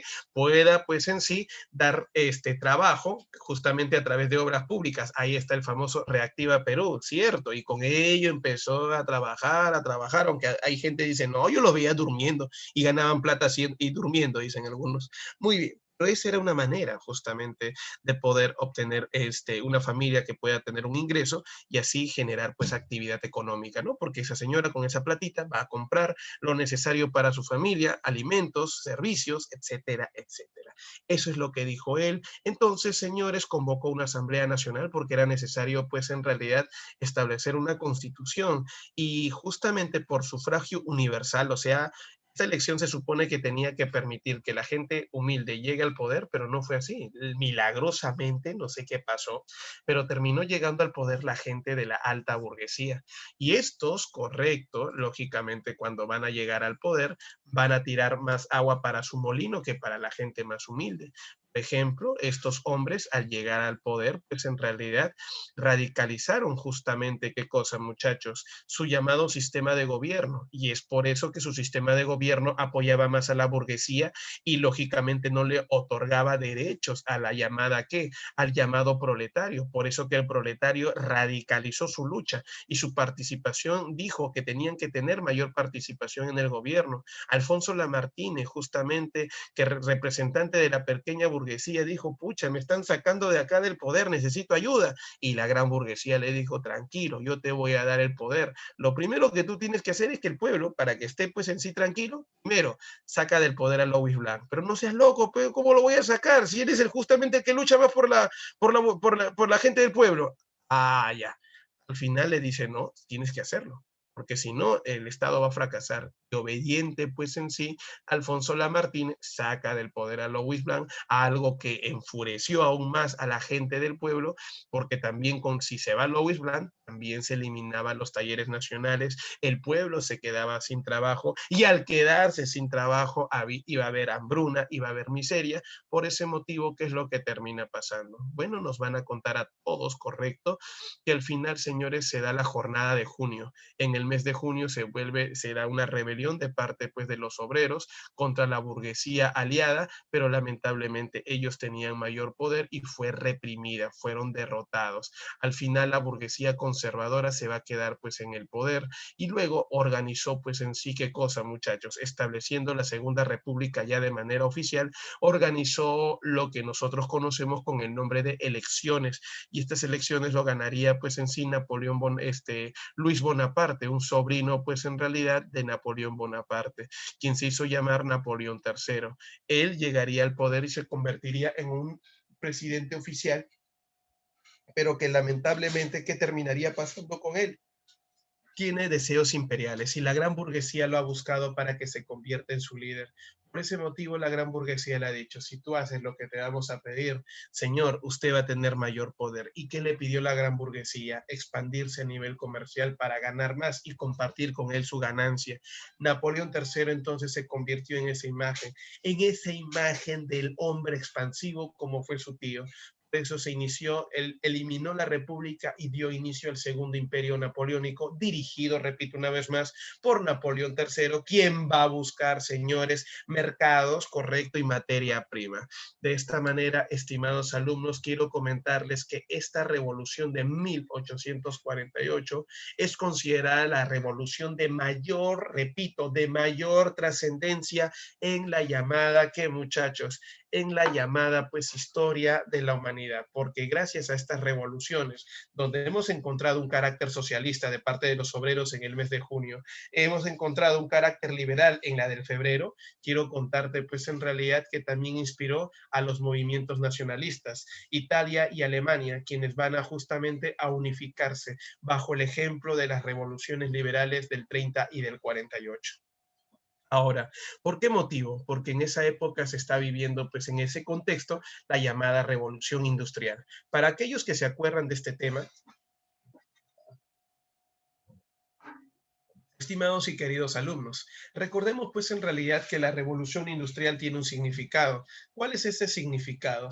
Querido y estimado alumno, nos habla pues acerca de la forma de producción. La palabra revolución justamente tiene un significado, el cual es cambio. Industria significa producción. En esta etapa de la historia vamos a encontrar los cambios en la forma o modos de producción que van a ser promovidos por la burguesía, ya que ellos son los hombres que tienen contacto con el conocimiento. En una época donde vives pues en sí una monarquía absoluta, que lamentablemente lo que promueve es una educación dominante, una educación eclesiástica y no una educación científica, tenemos que esperar que alguien lo promueva. Y ese alguien es la burguesía, que ya en el pasado, anterior a la ilustración, había promovido el humanismo y el renacimiento. Ahora, de los dos, entre el humanismo y el renacimiento, ¿cuál de los dos terminó siendo más influyente? Y una pregunta, ¿cuál de los dos terminó siendo más influyente? Atento al chat, rápido. Creo que nadie se acuerda. Muy bien, el Renacimiento. Gracias, Saulo, Piero, Marcelo, Marco y Nadine. Correcto, el Renacimiento, que termina siendo la base de la Ilustración. Y fue gracias a la Ilustración y a estas ideas intelectuales, ¡plum!, que se desarrolla la Revolución Industrial. Correcto, donde va a traer grandes cambios en el campo de la ciencia y la tecnología. Ahora, ¿sabías tú que en la época del humanismo ya había, pues, en realidad tecnología? ¿Ya había, en realidad, máquinas? La pregunta es, entonces, profe, ¿por qué motivo en esa época no se desarrolló la Revolución Industrial? ¿Alguno de ustedes? ¿Alguno de ustedes, por favor?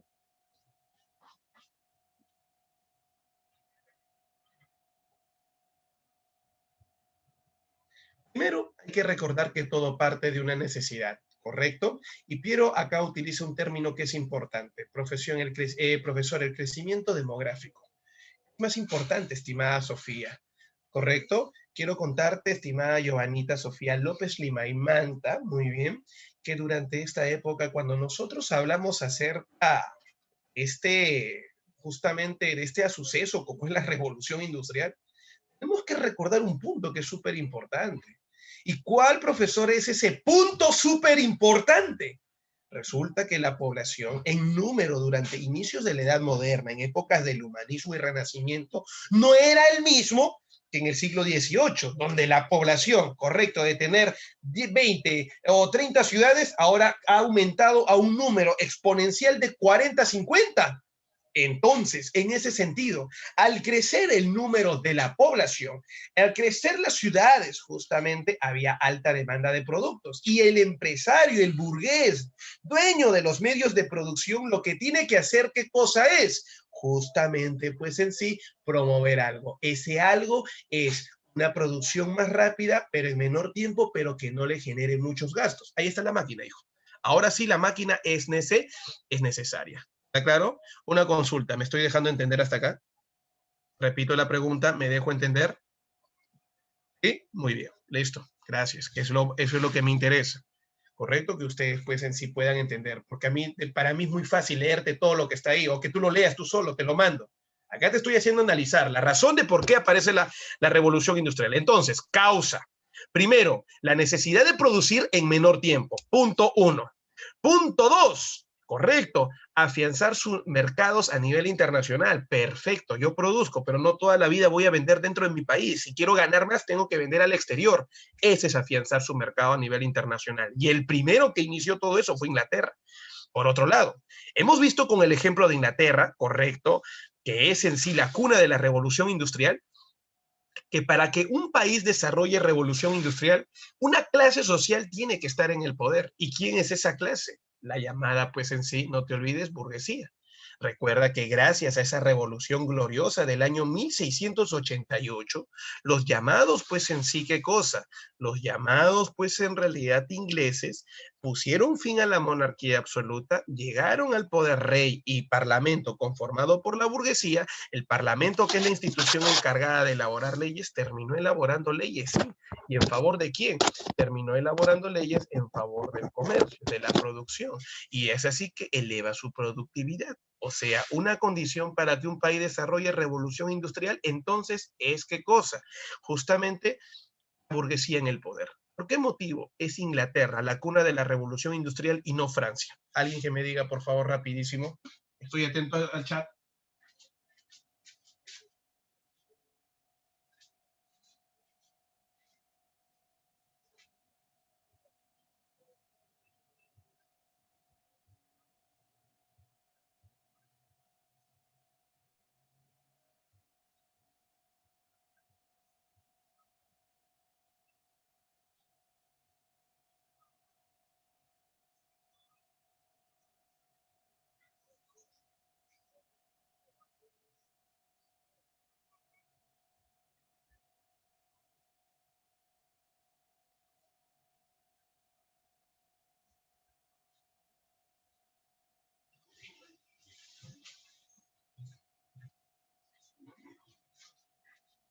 Listo. Claro, es que lamentablemente ahí lo que ustedes mencionan es una palabra clave que Marcelo, no sé si es el primero en haber utilizado. Ah, no, le ganó Nadine, ¿no?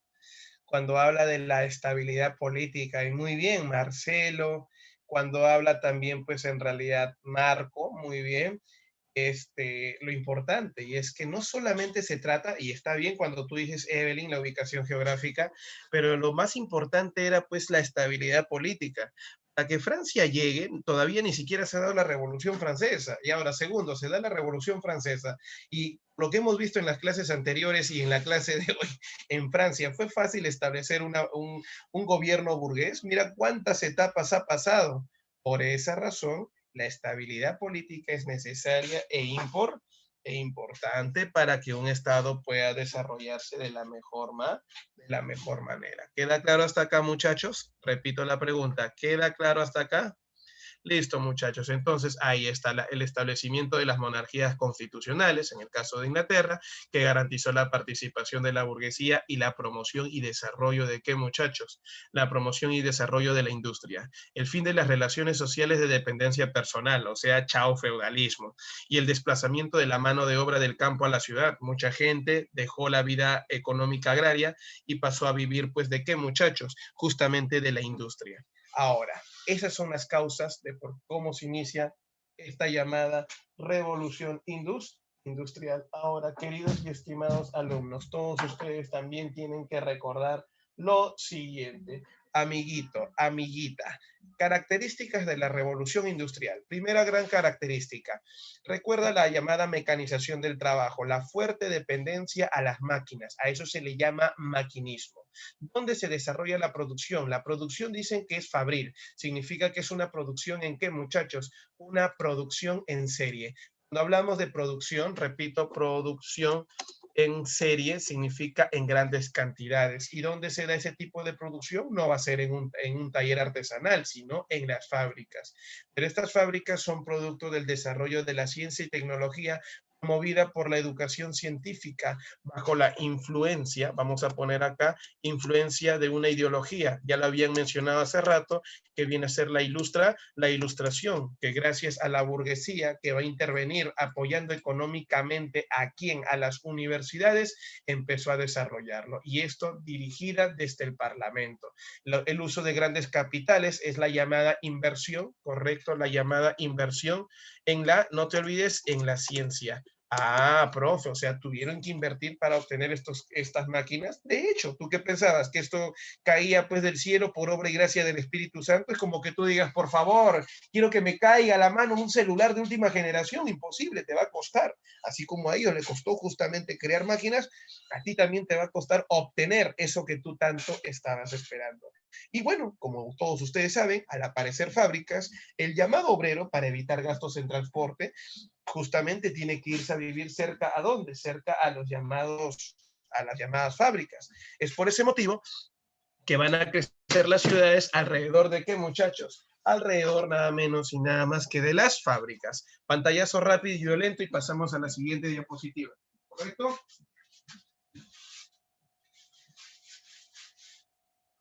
Listo, estimados y queridos alumnos, ya me confirman que sí, ya le hicieron el pantallazo.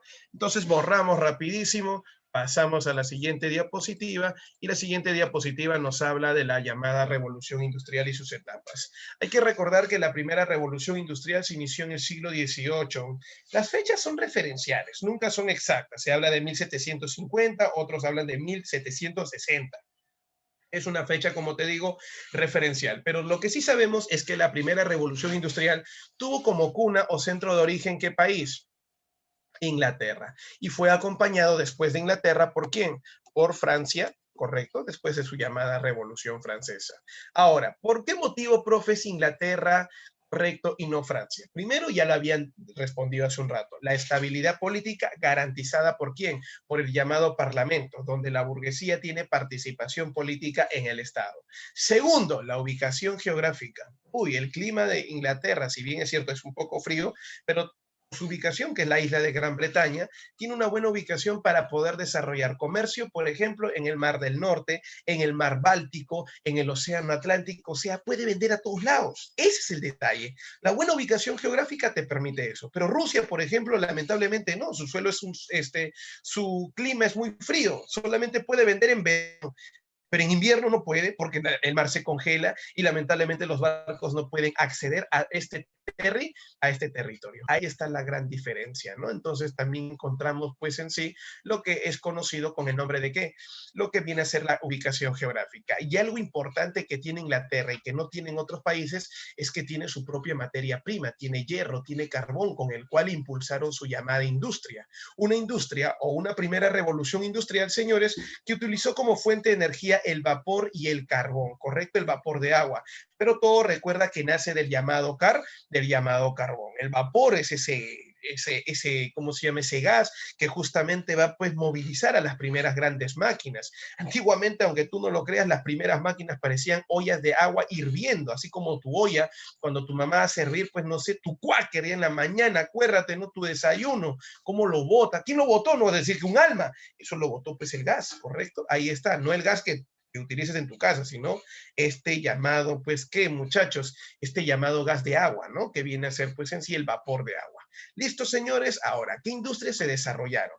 La primera industria a desarrollarse fue la industria textil. La ciudad, pues, en sí, no te olvides de Manchester. Luego le siguió la industria siderúrgica. Es la industria que se encarga del trabajo del hierro, ¿correcto? Donde destaca pues el trabajo del hierro y la producción del acero. Y finalmente, ese es en Liverpool, ¿no? Y finalmente la industria agrícola. Hablar de la industria agrícola es hablar del uso de fertilizantes. La población creció, también creció la demanda pues en sí de alimentos y es por ese motivo que el fertilizante de moda en ese entonces, ¿cuál es? Creo que Piero por ahí la había mencionado cuando habló acerca del guano. ¿no? Cuando habló acerca de la famosa prosperidad falaz, que ya creo, ya lo llevaron con el maestro Mendoza y les ha dicho, pues en realidad, que este guano, pues en la caquita, empezó a darnos mucha platita en el Perú, correcto, y lamentablemente fue mal administrado en los ingresos económicos del guano. Al final, lo que se supone debió hacernos inclusive un país mucho más poderoso que es el mismo Estados Unidos, y perdóname que te diga esto, debimos ser un país potencia. Con todo lo que teníamos de dinero, hemos podido industrializar el país. Por eso te digo, reniego.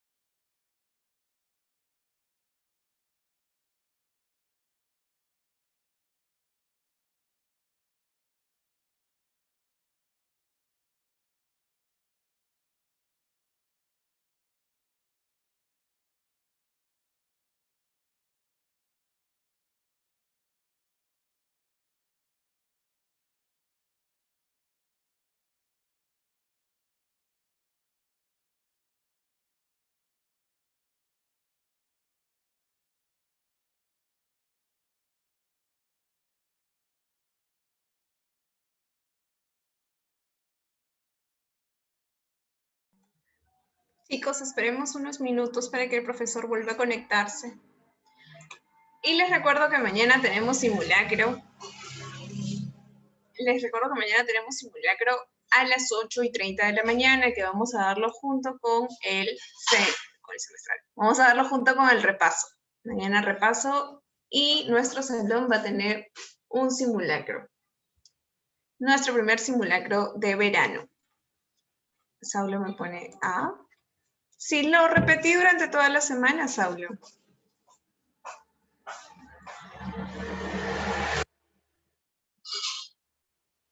De acuerdo, entonces separa tu domingo, ya sabes, mañana a las 8:30 para que puedas empezar a dar tu examen de 3 horas. Salvo los que se inscribieron al simulacro de Callao, que es solamente de una persona que se ha inscrito.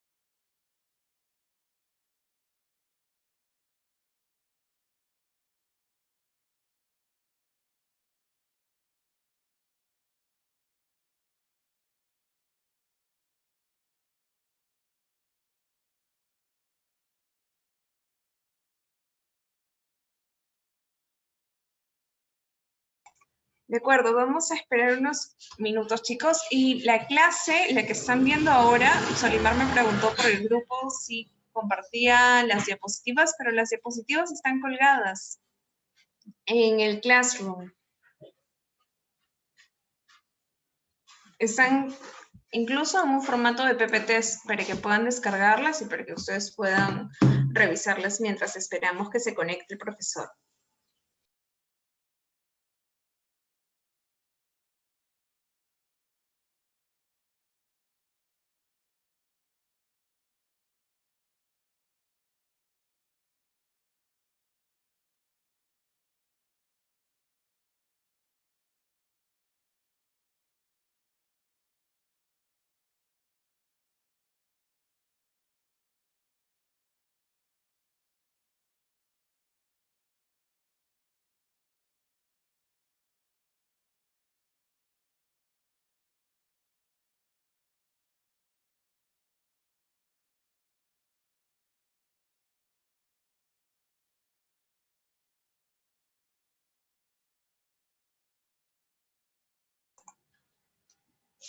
No, no se le fue la electricidad, todo bien con la energía eléctrica.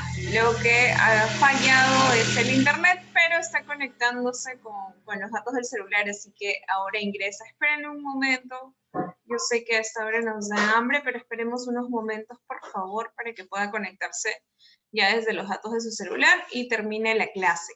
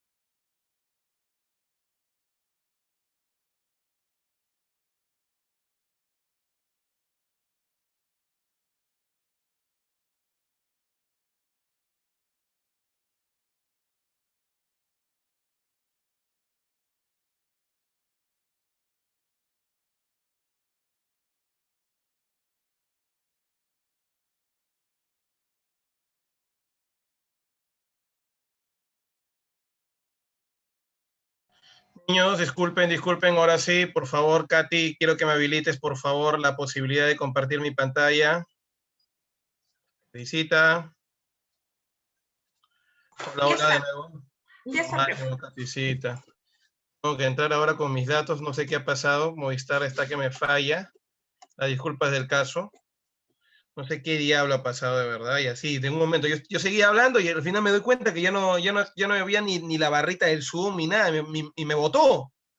¿Listo? Bueno, en fin, vamos a compartir la pantalla para terminar ya con nuestro tema, como siempre. Creo que ya es una tradición, ¿no? Que los sábados tenemos que pasarnos un poquito más, no podemos terminar a la 1:30 exactito. Este, bueno, en fin, choristar, dicen por ahí, eso, son unos malditos de Bardito, así son. Bueno, te venía diciendo en realidad entonces, habíamos hablado de cómo es que se desarrolla la industria agrícola. Ahora, esa gran producción agrícola, me olvidaba de mencionarte, fue gracias también a la innovación tecnológica, ¿no? Por ejemplo, a la llamada a la sembradora mecánica, por ejemplo, ¿no? Que van a utilizar para que justamente puedan agilizar en el tema de la producción.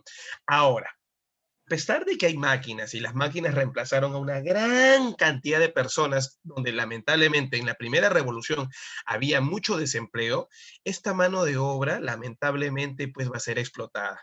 No están organizados y por ese motivo los empresarios aprovechan justamente para explotarlos. O sea, bajo este ejemplo es que Marx, Engels publican pues, ¿no? Sus obras. Quiero comentarles pues en sí que son explotados.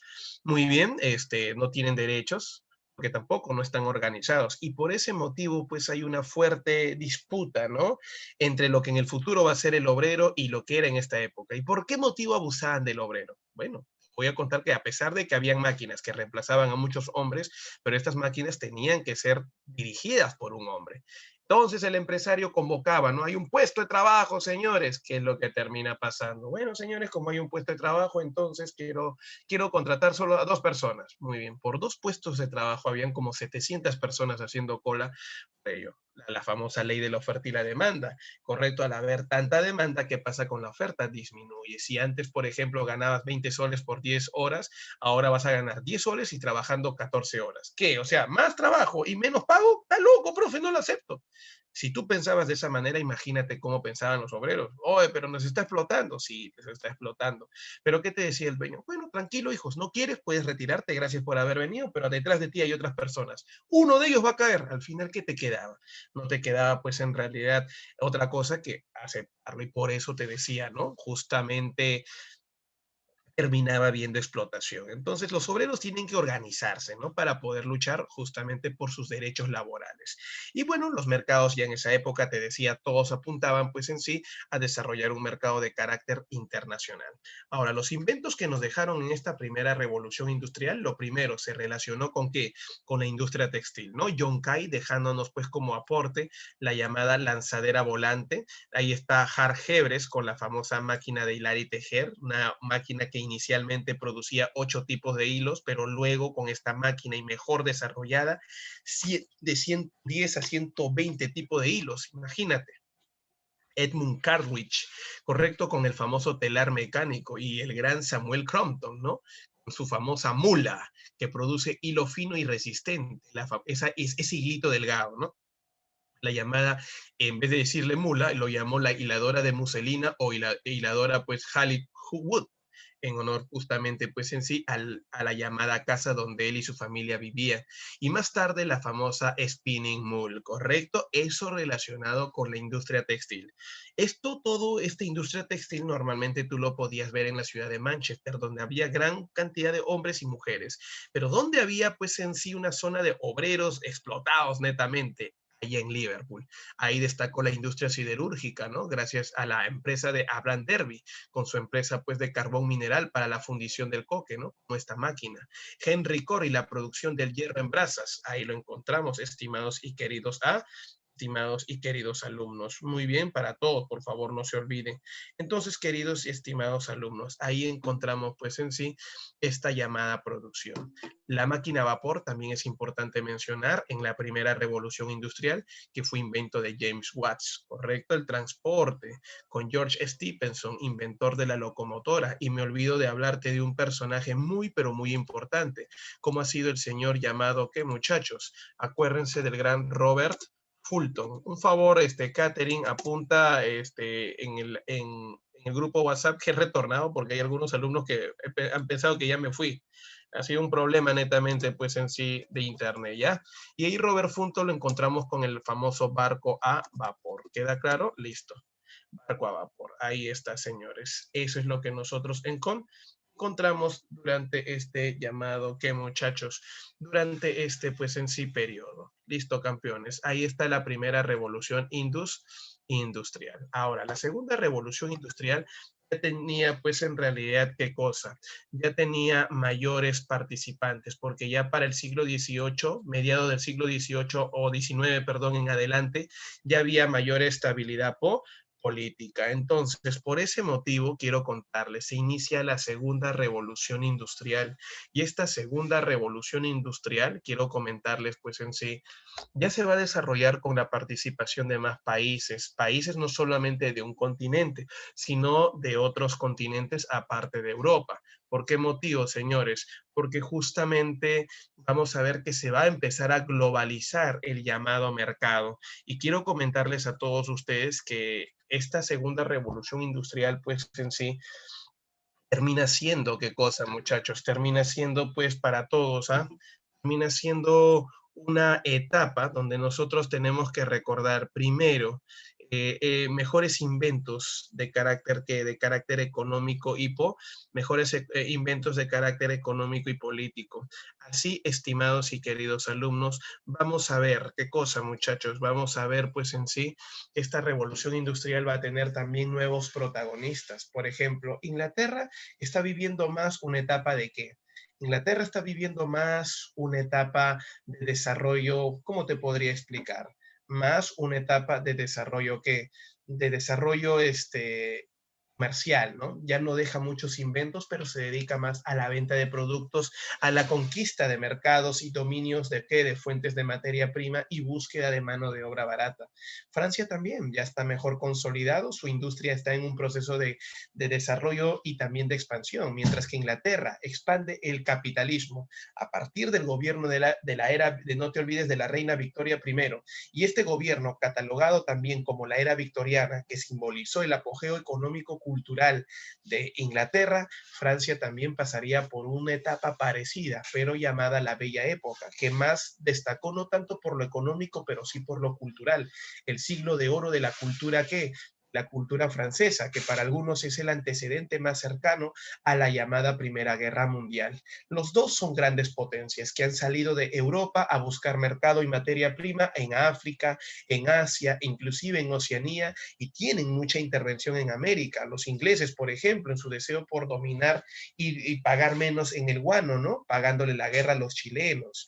Ahora, por América hay un representante. Me hubiese encantado decir que es Perú, pero lamentablemente es los Estados Unidos, que después de una guerra civil, la guerra de secesión, lo llaman así, donde se enfrentaron la gente del norte, dirigido por Abraham Lincoln, que era una zona netamente industrial, se enfrenta pues justamente contra el sector no contribuye al desarrollo industrial, que viene a ser el sector agrario, ese sector humilde de la zona sur de Estados Unidos, donde todavía se vivía una especie de feudalismo, con un esclavismo inclusive, donde los negros eran justamente tratados como esclavos. Entonces, ¿qué hizo Lincoln? Le ofreció justamente a los negros la libertad si ellos traicionaban a sus amos y dejaban de luchar en favor de ellos, algo que se llegó a dar y Lincoln ganó. Así la industria empezó a crecer, los negros fueron liberados y vivieron libremente en la zona sur de Estados Unidos. Justamente la mayoría de películas que hablan de gente de raza afroamericana, negra, normalmente se basan en la zona sur pobre de Estados Unidos.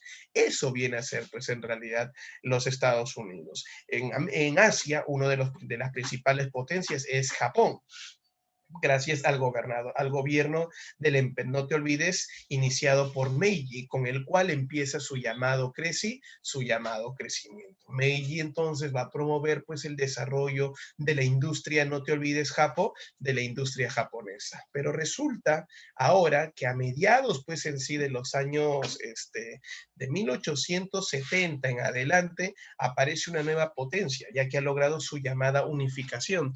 ¿Y ese quién es? Es nada menos y nada más que la Alemania. Alemania, señores, ha iniciado pues en sí su etapa de unificación y se ha convertido en una potencia. Quiero contarte que su emperador, conocido con el nombre de Guillermo I, ha dado inicio al Segundo Reich, que como todo pues en sí significa imperio, y como todo imperio va a buscar expandirse, así como lo hizo Inglaterra y Francia. ¿Controlado qué, muchachos? Controlando mercados y fuentes de materia prima. Profe, ¿cuál fue el resultado? ¿Puedo contar cuál fue el resultado? Rapidísimo. El resultado nos dice, señores, que cuando sale a buscar mercados y materia prima, ya la mayoría de ellos lo controlaba ¿quién? Lo controlaba Inglaterra y Francia. Intentó negociar con estos países en el 81 a través de la llamada Conferencia de Múnich, en el cual buscaron, pues Bismarck, correcto, Piero, justamente buscó la repartición del continente africano, ¿no? Y su posterior colonización.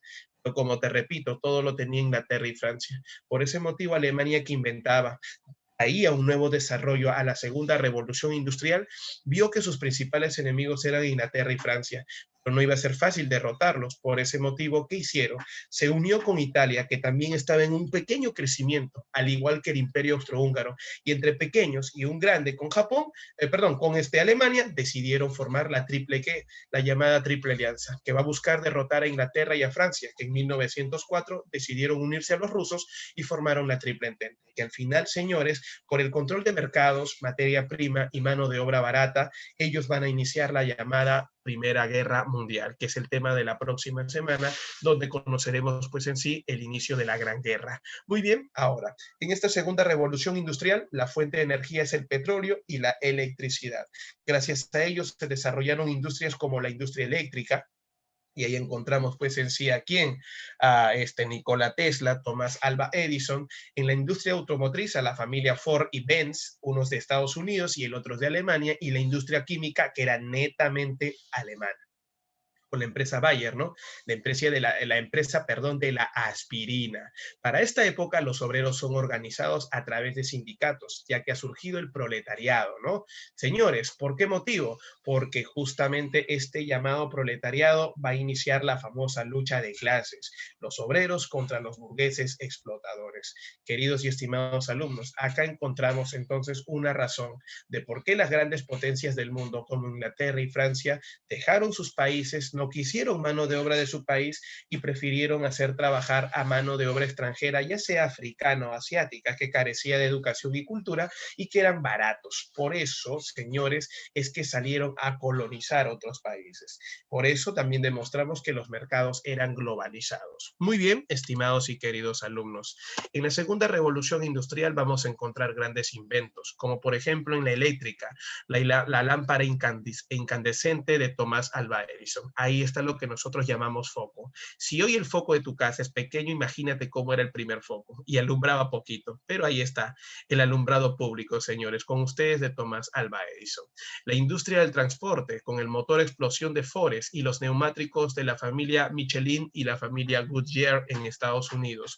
Michelin en el caso de los italianos. La industria metalúrgica, gracias al hierro, al aluminio, se fabrican buques, ferrocarriles y la construcción de los puentes, ¿no? Muy Muy bien, señores. También vamos a encontrar la industria militar con Alfred Nobel y la dinamita, ¿no? Nunca olvidemos que Nobel dijo, nunca pensó que con su invento se derramaría mucha sangre, ya que él lo había hecho con fines netamente mineros.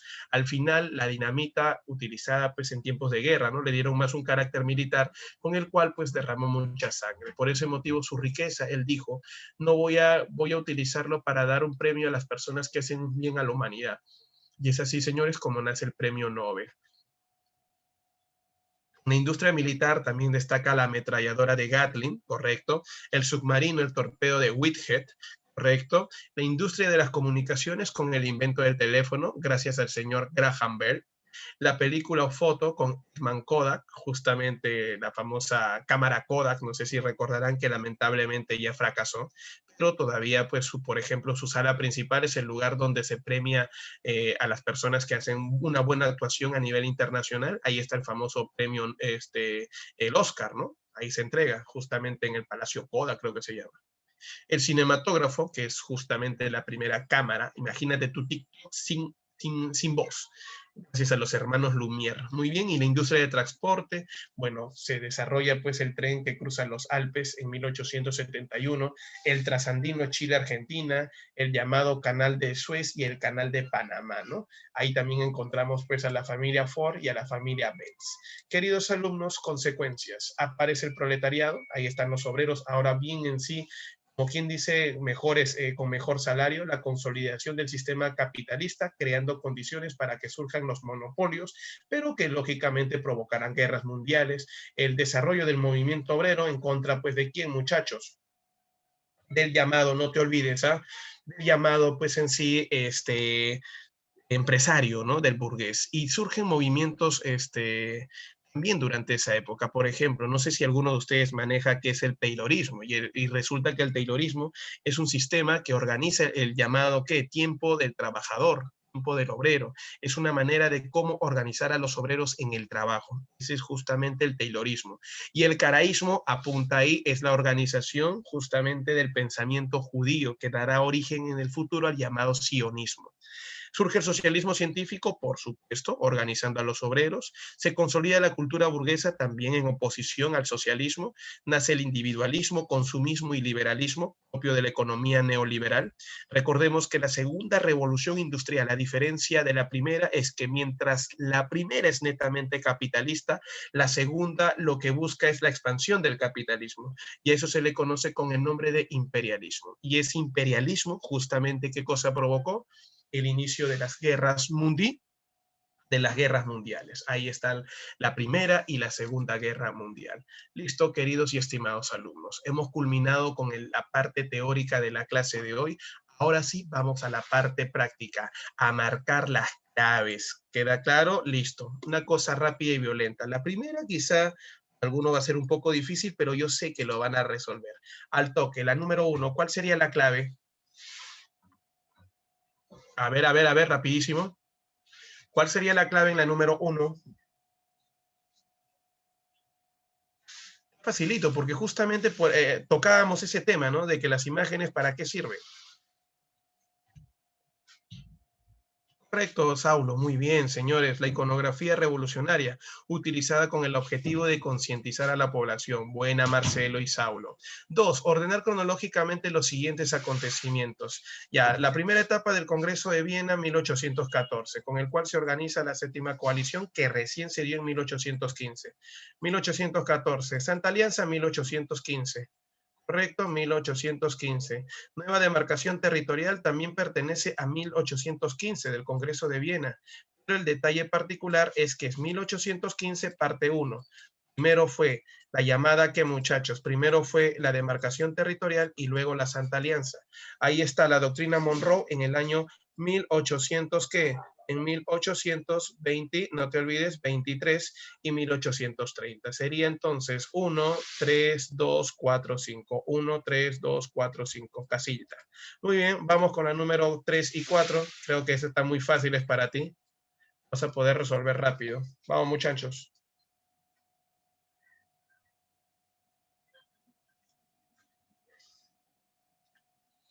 La 3. fue la revolución del siglo XIX conocida como las tres jornadas gloriosas, 27, 28 y 29, correcto, la revolución del 30, buena muchachos, ¿eh? Buena Evelyn, Marcelo y Pierito, correcto señores, la 4, a la revolución de 1830 se da el ascenso al poder de quién, acuérdate que quién llega al poder, el hombre pues en sí, que al final representó a la burguesía, Luis Felipe Orleans. Muy bien, Marcelo, Marco, Evelyn y Piero. Wow, ahora sí, ¿ah? Listo, la 5. Marca la alternativa que tenga solo enunciados correctos relacionados con la Revolución del 30. Se inició tras la toma del poder en manos de Carlos X. No se inició ahí. Se inició después de que él tomó el poder y empezó a dar, pues, por ejemplo, las ordenanzas de Saint-Claude, el autoritarismo representado con el terror blanco, y tuvo como consecuencia la toma del poder por parte de Luis Felipe Orleans, por supuesto. La única clave sería la 2, la 3 y la 4. Muy bien, Marco. La C. La vamos con la número 6. Son causas que motivaron el inicio de la Revolución Industrial Inglesa. Marca la clave que contenga solo alternativas correctas. La estabilidad política garantizada por la burguesía hasta el Parlamento, por supuesto, en el caso de Inglaterra. La aplicación del cheap money, no seas abusivo. Eso se aplicó, por ejemplo, como impuesto en la llamada Guerra de los 30 años. Muy bien. La buena ubicación geográfica que posee, de hecho, Inglaterra, ¿no? Porque te habla de la Revolución Industrial Inglesa. Y el crecimiento de la población francesa, nada que ver. 1 y 3. Cachimbo. Listo, ya está, ya la habían dicho, dice, ya la había dicho, profe. Ya, 7, el país más importante después de Francia. Bueno, acá la clave, la pregunta está mal elaborada. Vamos a corregirla. Muy bien. A ver, un ratito. Vamos a poner acá, a ver. Después de Inglaterra tendría que decir, ¿ya?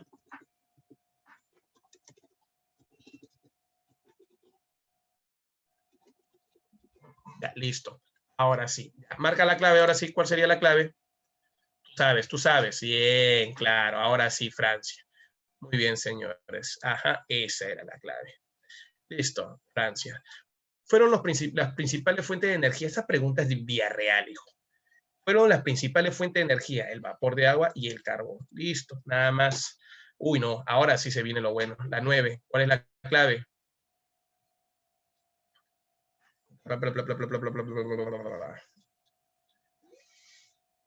Consecuencia social de frente. La revolución industrial, al toque, Evelyn dijo, miró de frente la pregunta y al toque, la aparición del proletariado.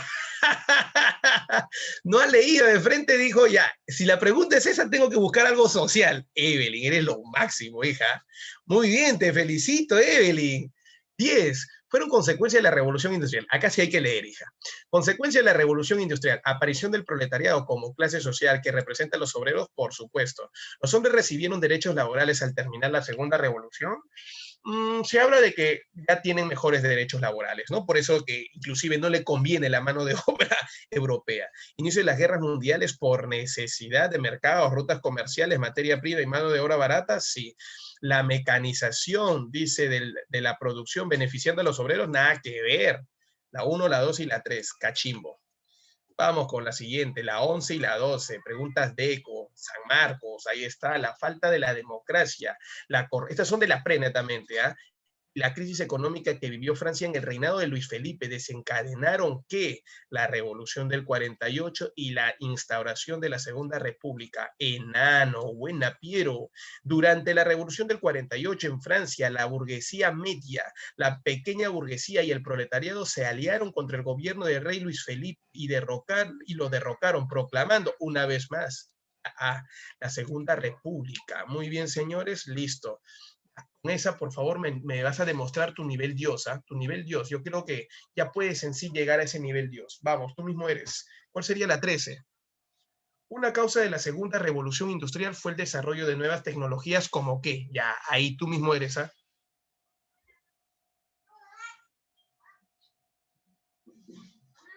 Te ha descartado la C. La A. Está entre la B y la D. Correcto, señores, la D. La energía eléctrica y el motor de combustión de los autos. 14. Una de las características de la segunda revolución industrial, ¿cuál es?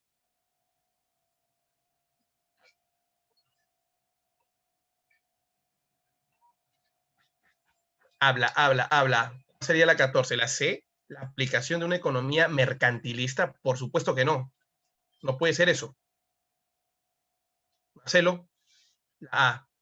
Listo, esa es la clave, producción en masa. Muy bien. 15. Pregunta de San Marcos, 2017-2. La segunda revolución industrial, caracterizada por el uso de nuevas fuentes de energías y la especialización de los procesos de trabajo, se desarrolló a finales del siglo XIX en países como, al toque, las dos más importantes, Estados Unidos y Alemania. Listo, queridos alumnos. Ahora sí, nos estamos viendo la próxima semana. Sigan estudiando, por favor. Gracias a esos alumnos que aportan en cada una de las clases. Espero que les haya gustado la clase de hoy. Un fuerte abrazo a todos ustedes. Cuídense. Chau, chau. Bien, chicos, nos vemos mañana para el simulacro. Por favor, recuérdenlo, 8:30, 6 de la mañana te voy a estar despertando. Que tengan bonita tarde. Hasta luego.